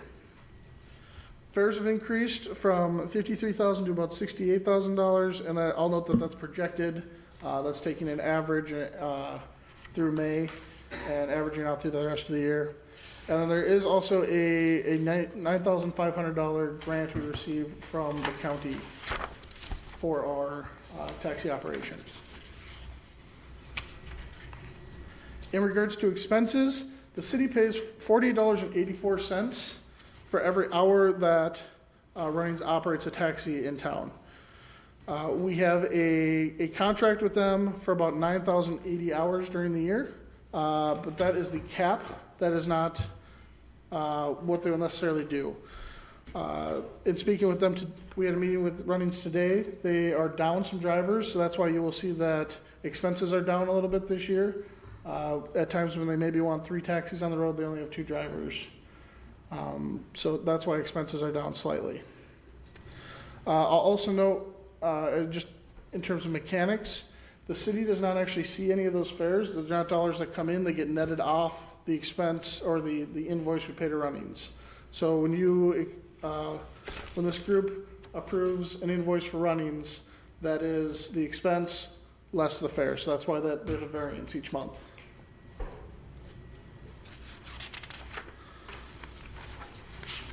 Looking at the fiscals for 2025 and then 2026 budget, 2026 projected, the tax impact is, I guess, where I'll draw your attention. Last year, the impact on the general fund was $104,000.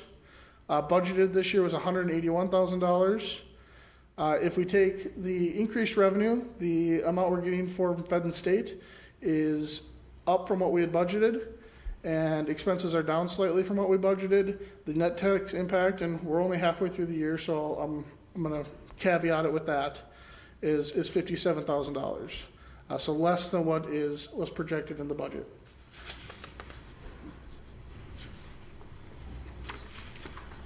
In speaking with our council members, there were kind of three different creative ideas that we had for either decreasing expenses or increasing revenues.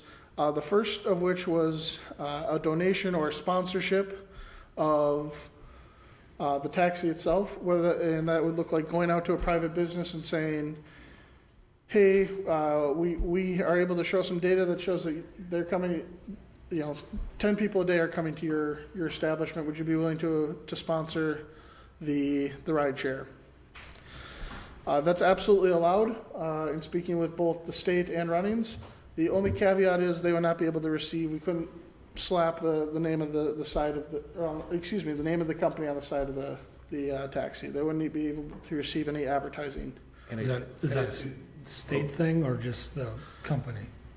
That's a state and federal thing. Yep, that would jeopardize some of our state funding. So the other component is that we can't use it towards fares. It has to be just a general donation to the program, not towards reduced fares for, So, yeah, and what we heard from the state is a lot of times hospitals, grocery stores, big employers will donate to the rideshare program, again, donate to the rideshare program as a whole, because they know the majority of their employees, there's a lot of business coming in for hospitals or grocery stores, whatever.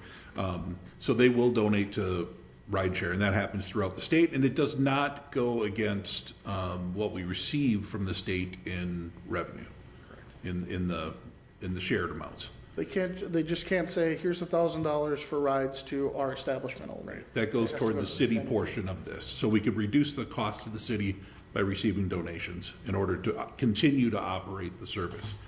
Can they put up a sign or put it in their newsletter or something like that saying proud sponsor of Hudson Shared Ride Taxi Service? I don't see why not. If they do it themselves, probably in their own pamphlets or whatever they're gonna do, but we can't advertise for them out of the system. Mhm. We can't slap the logo on the taxi, we can't advertise it. It would just be them doing it if that's what they're doing. So we can't sell any advertising on the No. Shared Ride Taxis? No. Can I ask a question? Because I had a constituent call me about the rideshare program, and I had called Rich because I wasn't sure, I was new in my job. But it was about that she was told they used to be able to make appointments the day before, and then the rideshare program told them they couldn't anymore.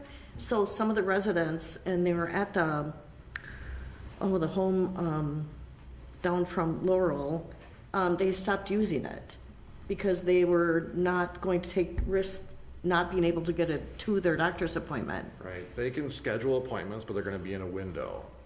As the program started off, you could be guaranteed that you'd probably be in a van by yourself. Now with demand increasing, they route the vans in a way that, you might have a half-hour window. Like I can't guarantee that you're gonna get picked up at 8:45 for a 9 o'clock appointment. You're gonna have to schedule it for a longer window to make sure you get there in time, and you might have somebody else with you. But they can still schedule it the day before, a couple days before appointment. It just might be a longer period of time. Yep. So I'm gonna reach back out to her and see if things have changed. But how do you do that for an appointment? If you got a doctor's appointment or a dentist appointment, you can't say, I'll be there somewhere between 10 and 12. No, but I think if you say I have an appointment at 10, I would hope that they would, I'm not sure what times they're telling me, but even if it's like 9 o'clock. If you have an appointment at 10, they might only be able to drop you off at 9:30. You're gonna have to wait a half hour. Yeah, yeah. Well, but Or but you've got a 10:30. window, and is that window gonna be, so if you have an appointment at 10, you say, sign me up for the window between 8 and 10, so that I can be there by 10, and then you show up at 8:30? This is contrary to what we started out. This system started out to take care of our elderly, our disabled, to be able to get to their appointments, to do the things that they needed to do.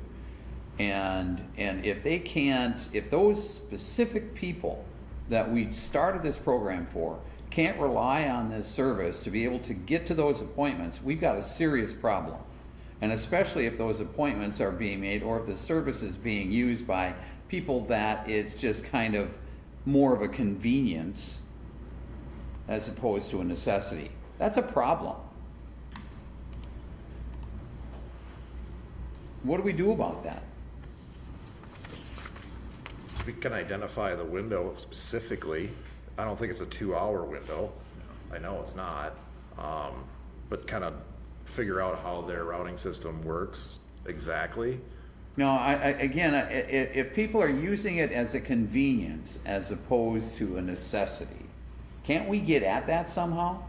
Well, I'll offer this, and I apologize for not being in the presentation. We got the info in late today, and I thank Emily for compiling it. We took all of May's rides and put them into general categories. This is the destinations.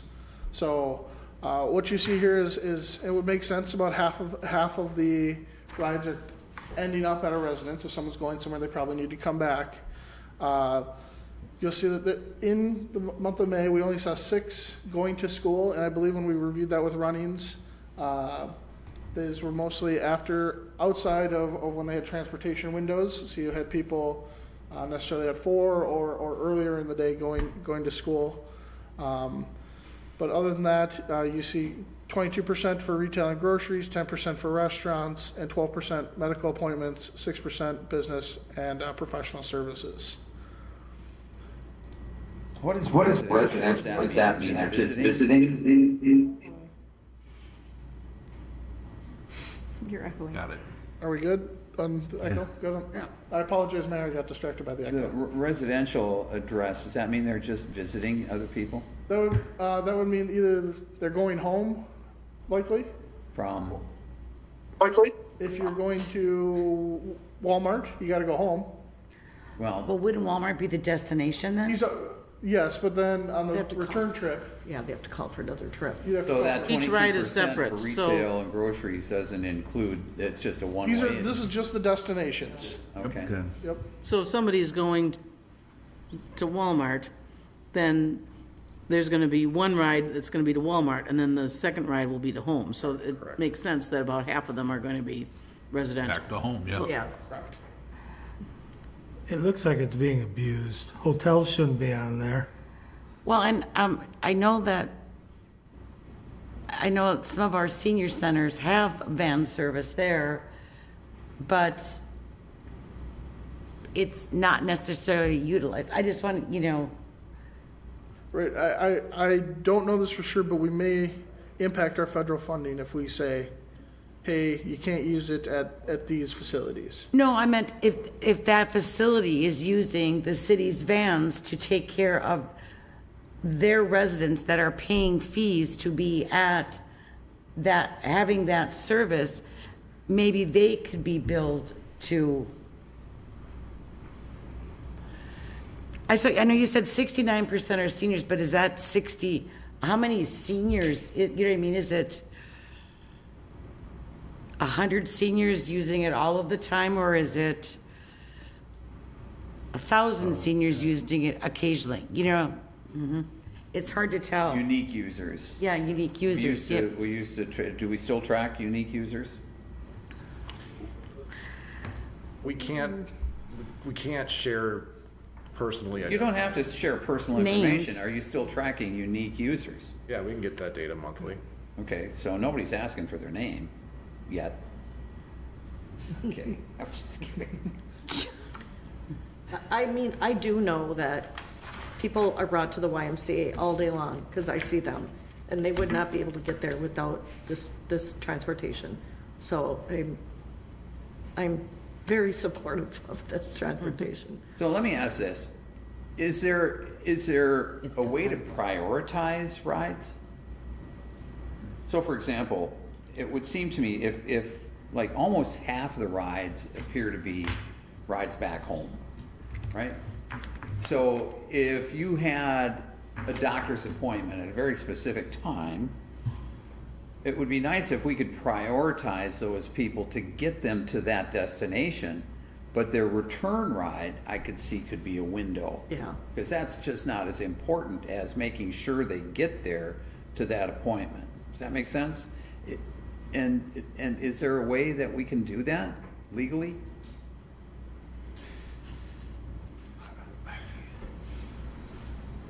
I don't know that we answer. can ask the We can question. ask the question, right. I don't, we haven't asked that question. is what Because we should- clearly, we're not unique here, right? I mean, everybody's going through the same thing. And what really disturbs me, as I said earlier, you know, this service was about accommodating those people for those important necessities, and I would like to prioritize them to make sure that they're able to get to the places they need to. And we're finding that they're foregoing this service because they can't, there's no commitment to get them there on time, and they would miss an appointment because of that, an important medical appointment because of that. Then the service isn't doing what it was intended to do. And that's important. I mean, that's wrong. So I would really like to, it would be very important to see if we can prioritize these destinations.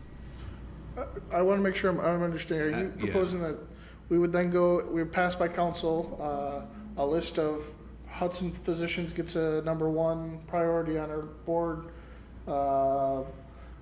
Not necessarily. I get what you're saying. All the way down to McDonald's at the bottom, or I get what you're saying, but I wouldn't say the destiny that we would prioritize specific addresses. Okay. But when they call in and say, I have a doctor's appointment that I have to get to, that call to me would be a priority. Okay, and we would accommodate that as opposed to giving a window.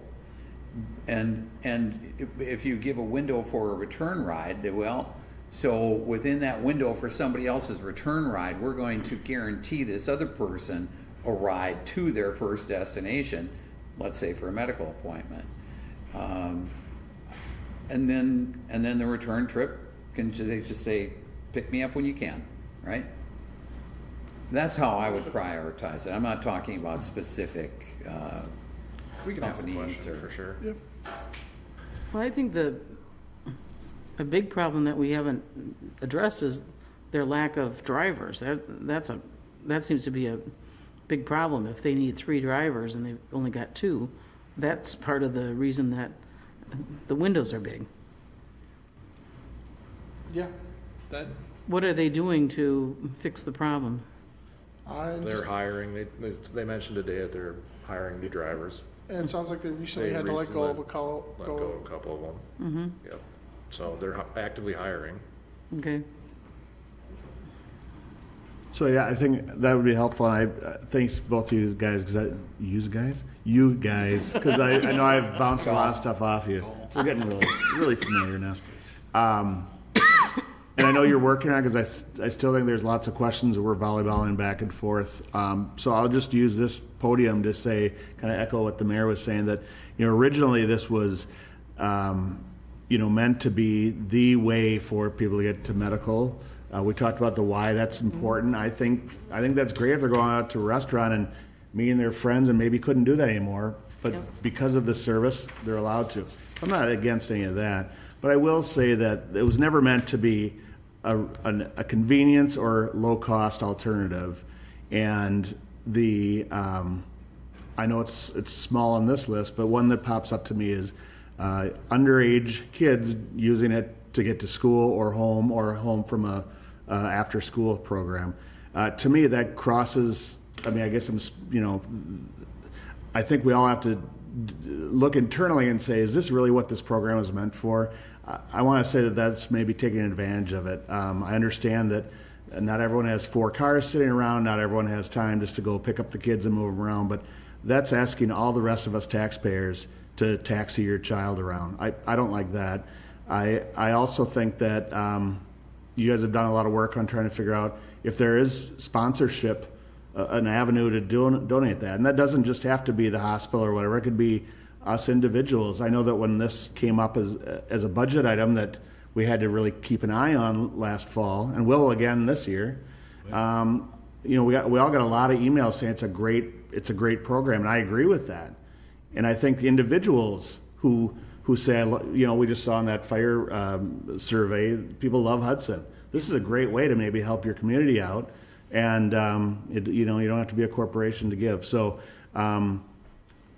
Again, with the school thing, and Mike, thanks for sharing that, but, maybe it was an after-school activity or something. I don't want to be the Grinch on that, but, the tools that we do have to possibly adjust the time frame, I was thinking as people going to school, that's something that we can control is the hours of operation.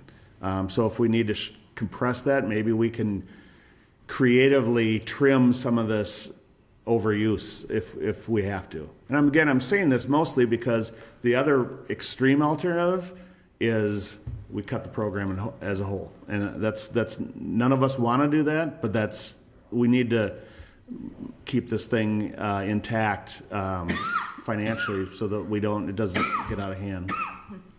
And a window maybe of a particular grocery store. This on, Tuesdays, whatever, the grocery store window is this window, because that would help then, I think, free up someone to say, okay, I can go on this day or this day to the grocery store, but I know I can get to my doctor's appointment on this day because there'll be a driver available. I was thinking the same thing. Maybe we could say specific hours of the day even. Mornings are going to be for doctor's appointments and medical and whatever as a priority, not exclusively. I mean, obviously, if you have days where you don't have rider signed up in the morning, but maybe that's another way of approaching it, telling people that if you need to get to the doctor, you need to do it in the morning, and then try to get them there for their appointments. Anyway, we've heard some pretty creative ideas here today, and I guess we need to see if we can do any of those things. We can ask the questions. We're in contact with. Let's talk about agency first. Yeah, that's, yep. Oh, go ahead. So I think the last item we'd like to bring up, and I think there's maybe an action item or a direction to staff here, is on agency fares. And of course, we're going to go right back to that first slide. Sorry about that, everyone.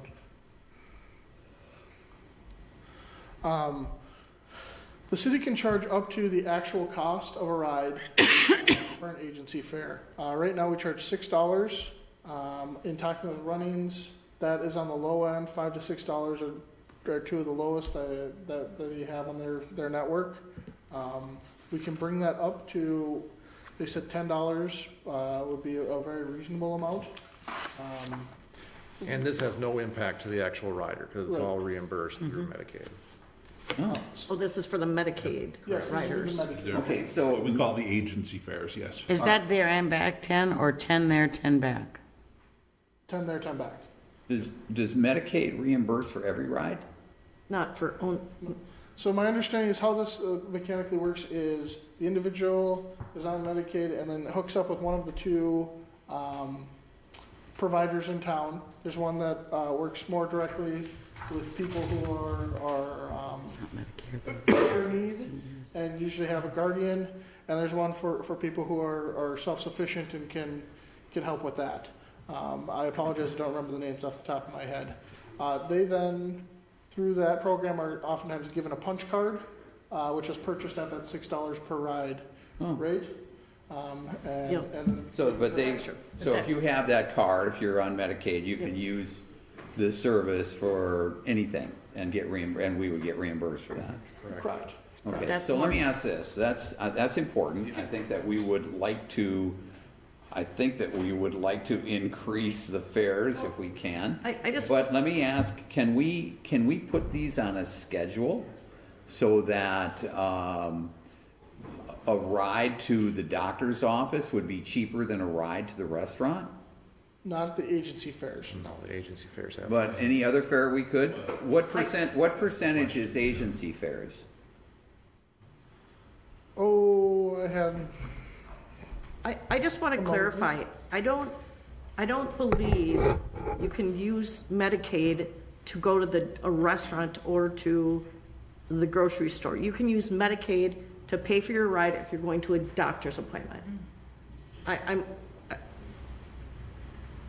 out over my skis. except for maybe for a higher needs person, but I think we need to clarify that, because I came from the healthcare industry and we could not.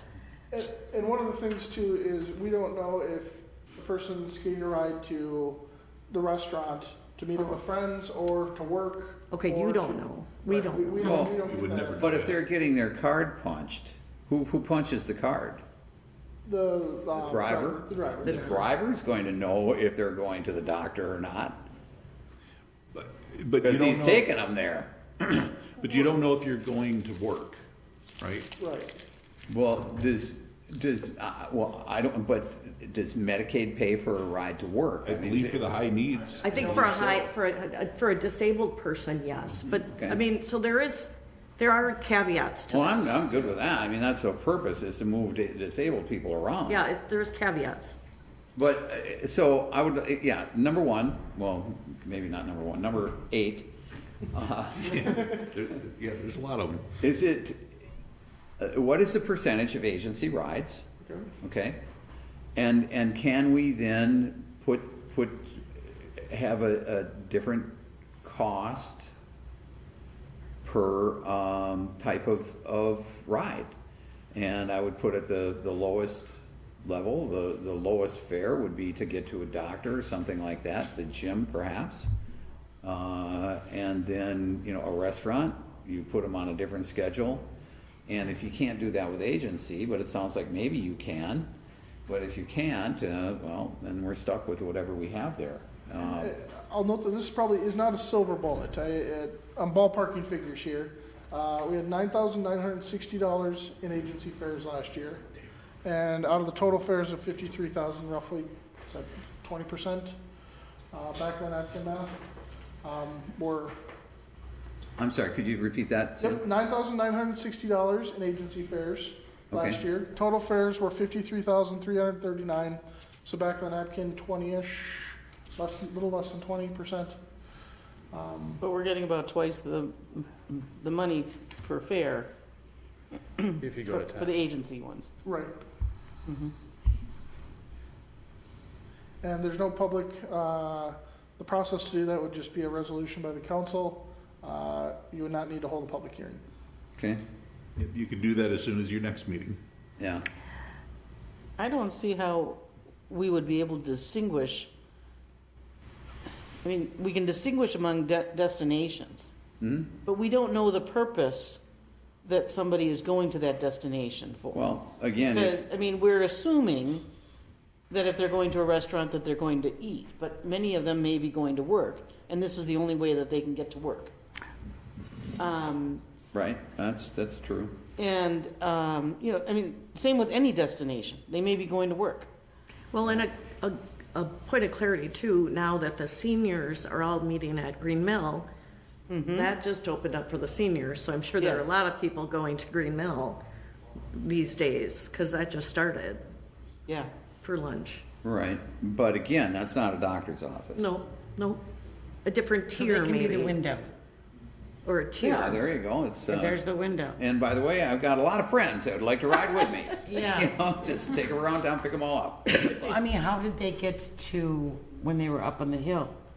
When they were at Agave? Agave, it's the same thing, same difference. Doesn't matter what They were restaurant. still using the ride share? But if you're doing, again, I would like to prioritize, the work thing, I get that. There's always a way to work things out, right?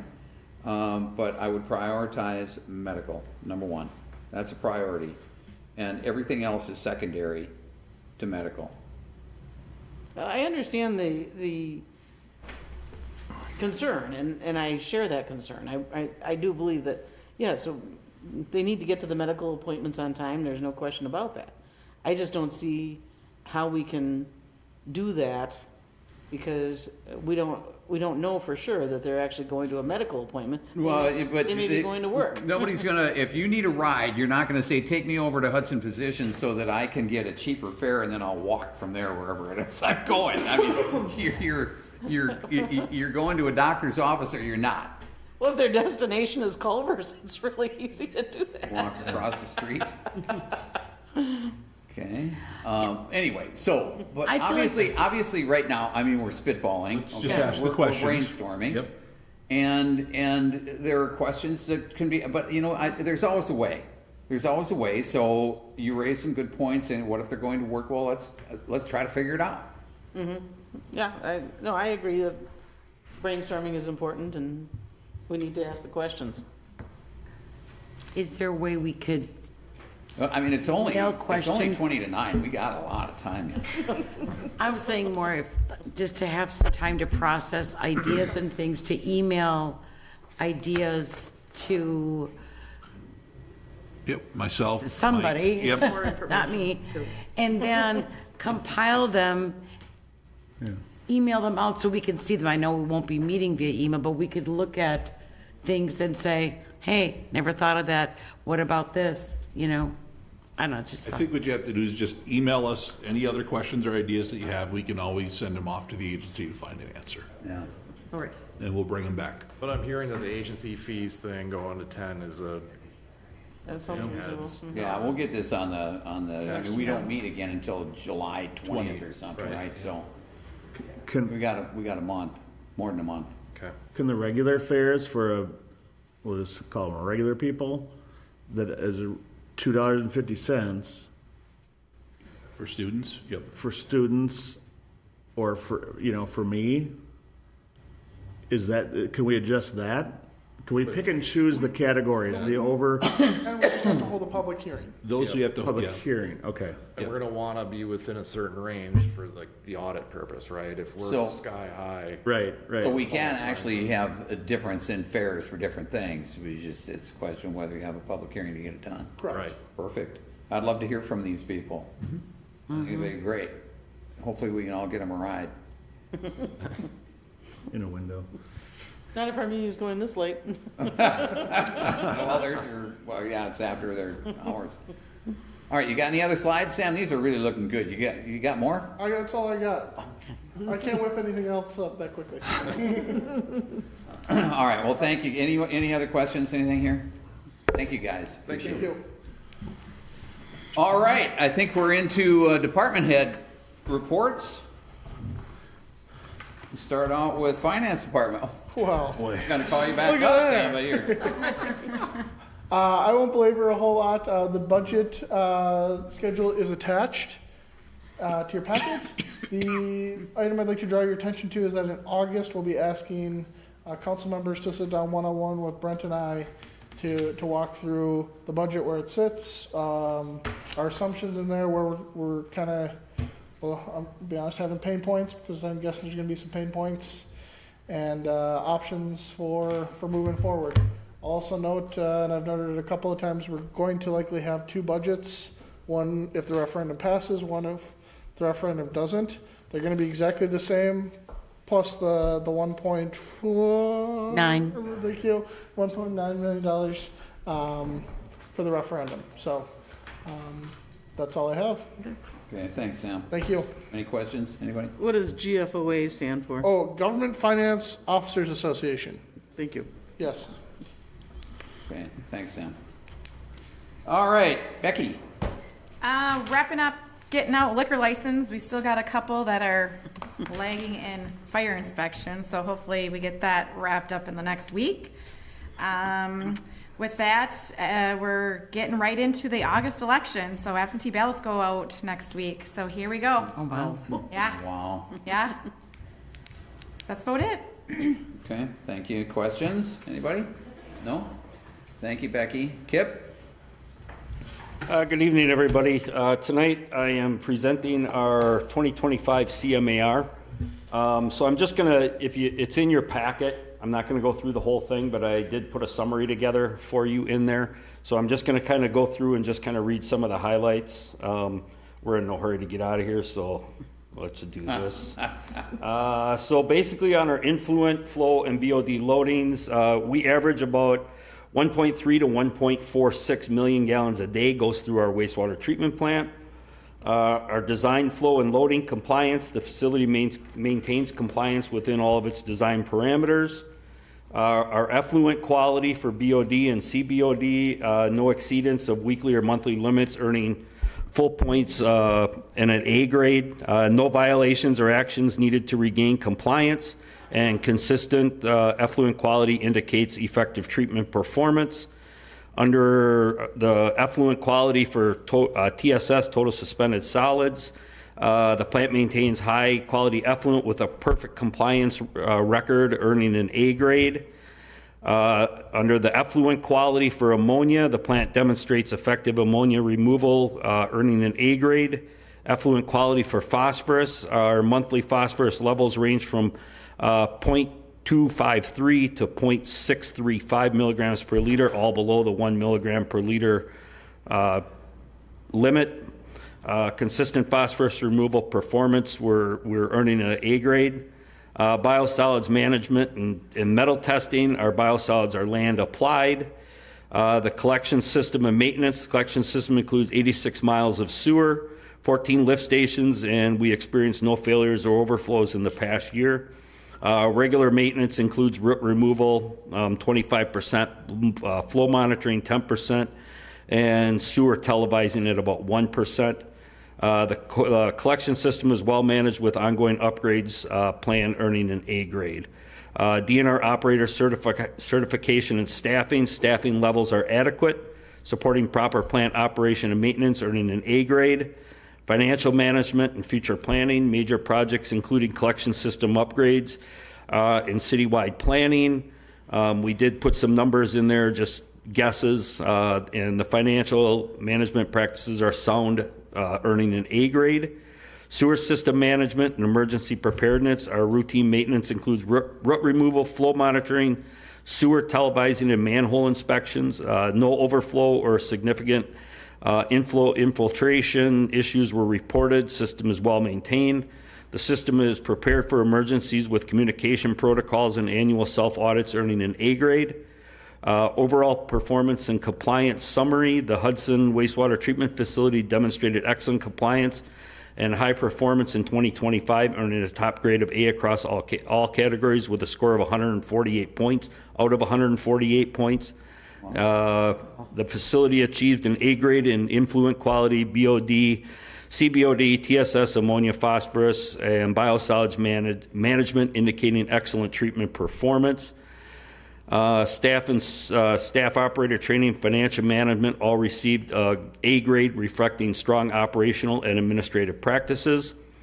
The collection system was rated A for our collection system performance. The collection system was rated A with no reported sanitary sewer overflows or indicating collection system management. No SSOs were reported, and just our overall grade and performance. The facility received a perfect GPA of 4.0 with a total of 37 grade points out of 37 and a total score of 148 points, earning an overall grade of A. So that is your compliance maintenance annual report for the city of Hudson for your wastewater treatment plant and collection system. So Great. Well questions? done. Yeah, I've got a. Oh, thank you. Very I have good. a comment and a question. So I just want to point out that I mean, year after year, they've been getting perfect scores, and which is amazing. What percentage of like Wisconsin municipalities get this kind of a score? I wouldn't know. You don't even know? No. Okay. Anyway, congratulations. Probably very, very small. Yeah. That'd be my guess. I would agree. Very small. Maybe like 1% maybe. Valedictorian, right there. Right there. So yep, that's just an update that we do every year. So it did get presented to the Public Utility Commission last Tuesday. They approved it, so it has been signed and sent in to DNR for record. So, all right, any other questions? Very good. Great, thank you. Jeff?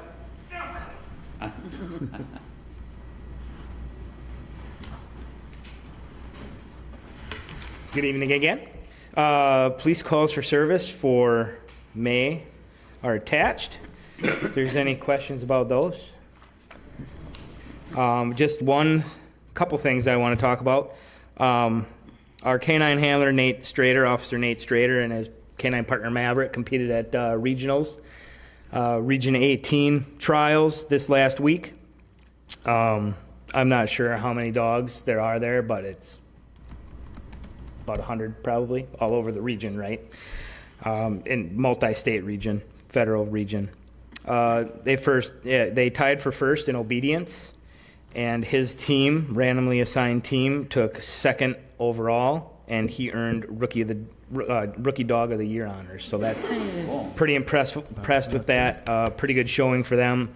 The Sheriff's Department dogs team took first place. Nice. Oh, wow. So all around in this area, very high-performing canine teams. So that's something to be proud of. Awesome. I just want to talk about one case that was kind of out of the norm for us.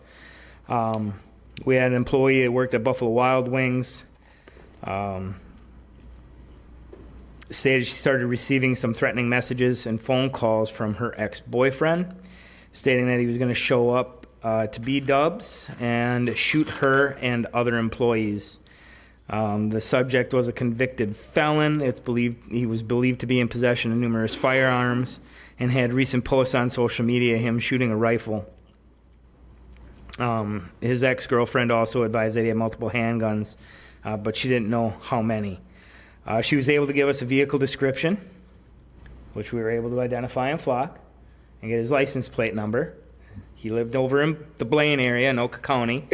We were able to send detectives over to his house to wait for him to come out. They were able to secure search warrants for the residence and his phone to track his location and things like that. Get criminal complaints and those arrest warrants signed by judges. They eventually waited for him to come out. Their SWAT team took him into custody, and a search warrant of his residence recovered 14 guns, hundreds of rounds of ammunition, 3 pounds of marijuana, and 40 THC vapes and THC wax.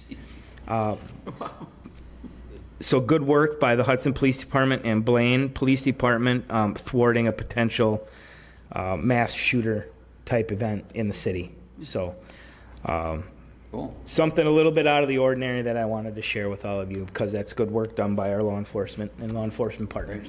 So, any questions? Anybody? A lot of good news here tonight. Thank you, Jeff. Thank you.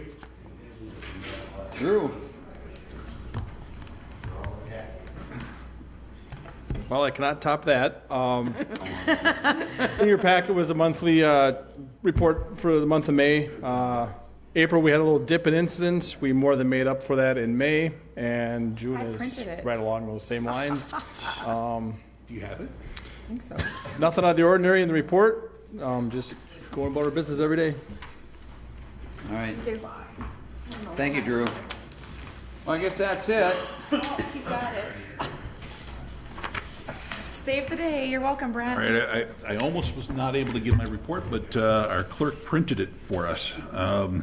My computer timed out about 15 minutes ago. No longer use of battery. But, all right, so it's pretty much the same things that we've been talking about. The Verkada camera system is now installed at City Hall, Fire Department, the new PD, and the new DPW buildings. So the same key cards, and we'll have to get each of you signed up for the front door. The key cards and the camera system is now in place. So You want us to give you our keys? yeah, we can do it before the next meeting. Okay. I'll get everybody signed up, or if you want to come visit, I can log you in. It's just a swipe of your key card, and we'll have you in the system. So that's all set up. I just kind of flip over. We already did the AI services. I think you all have the report. I think that was kind of the big highlight, and all the work that we do with all the different departments throughout the month. Questions? Thank you, Becky. You're welcome. Wonderful. Yeah. All right. All I've got is I just want a quick reminder. July 14th is a public hearing for the boundary agreement between Hudson and Troy. It's at the fire station, 6 o'clock? 6 o'clock, yes. So it is a joint public hearing. So both councils will be there, our city council as well as the Troy council. So July 14th for public hearing. What time? 6 o'clock. 6 o'clock.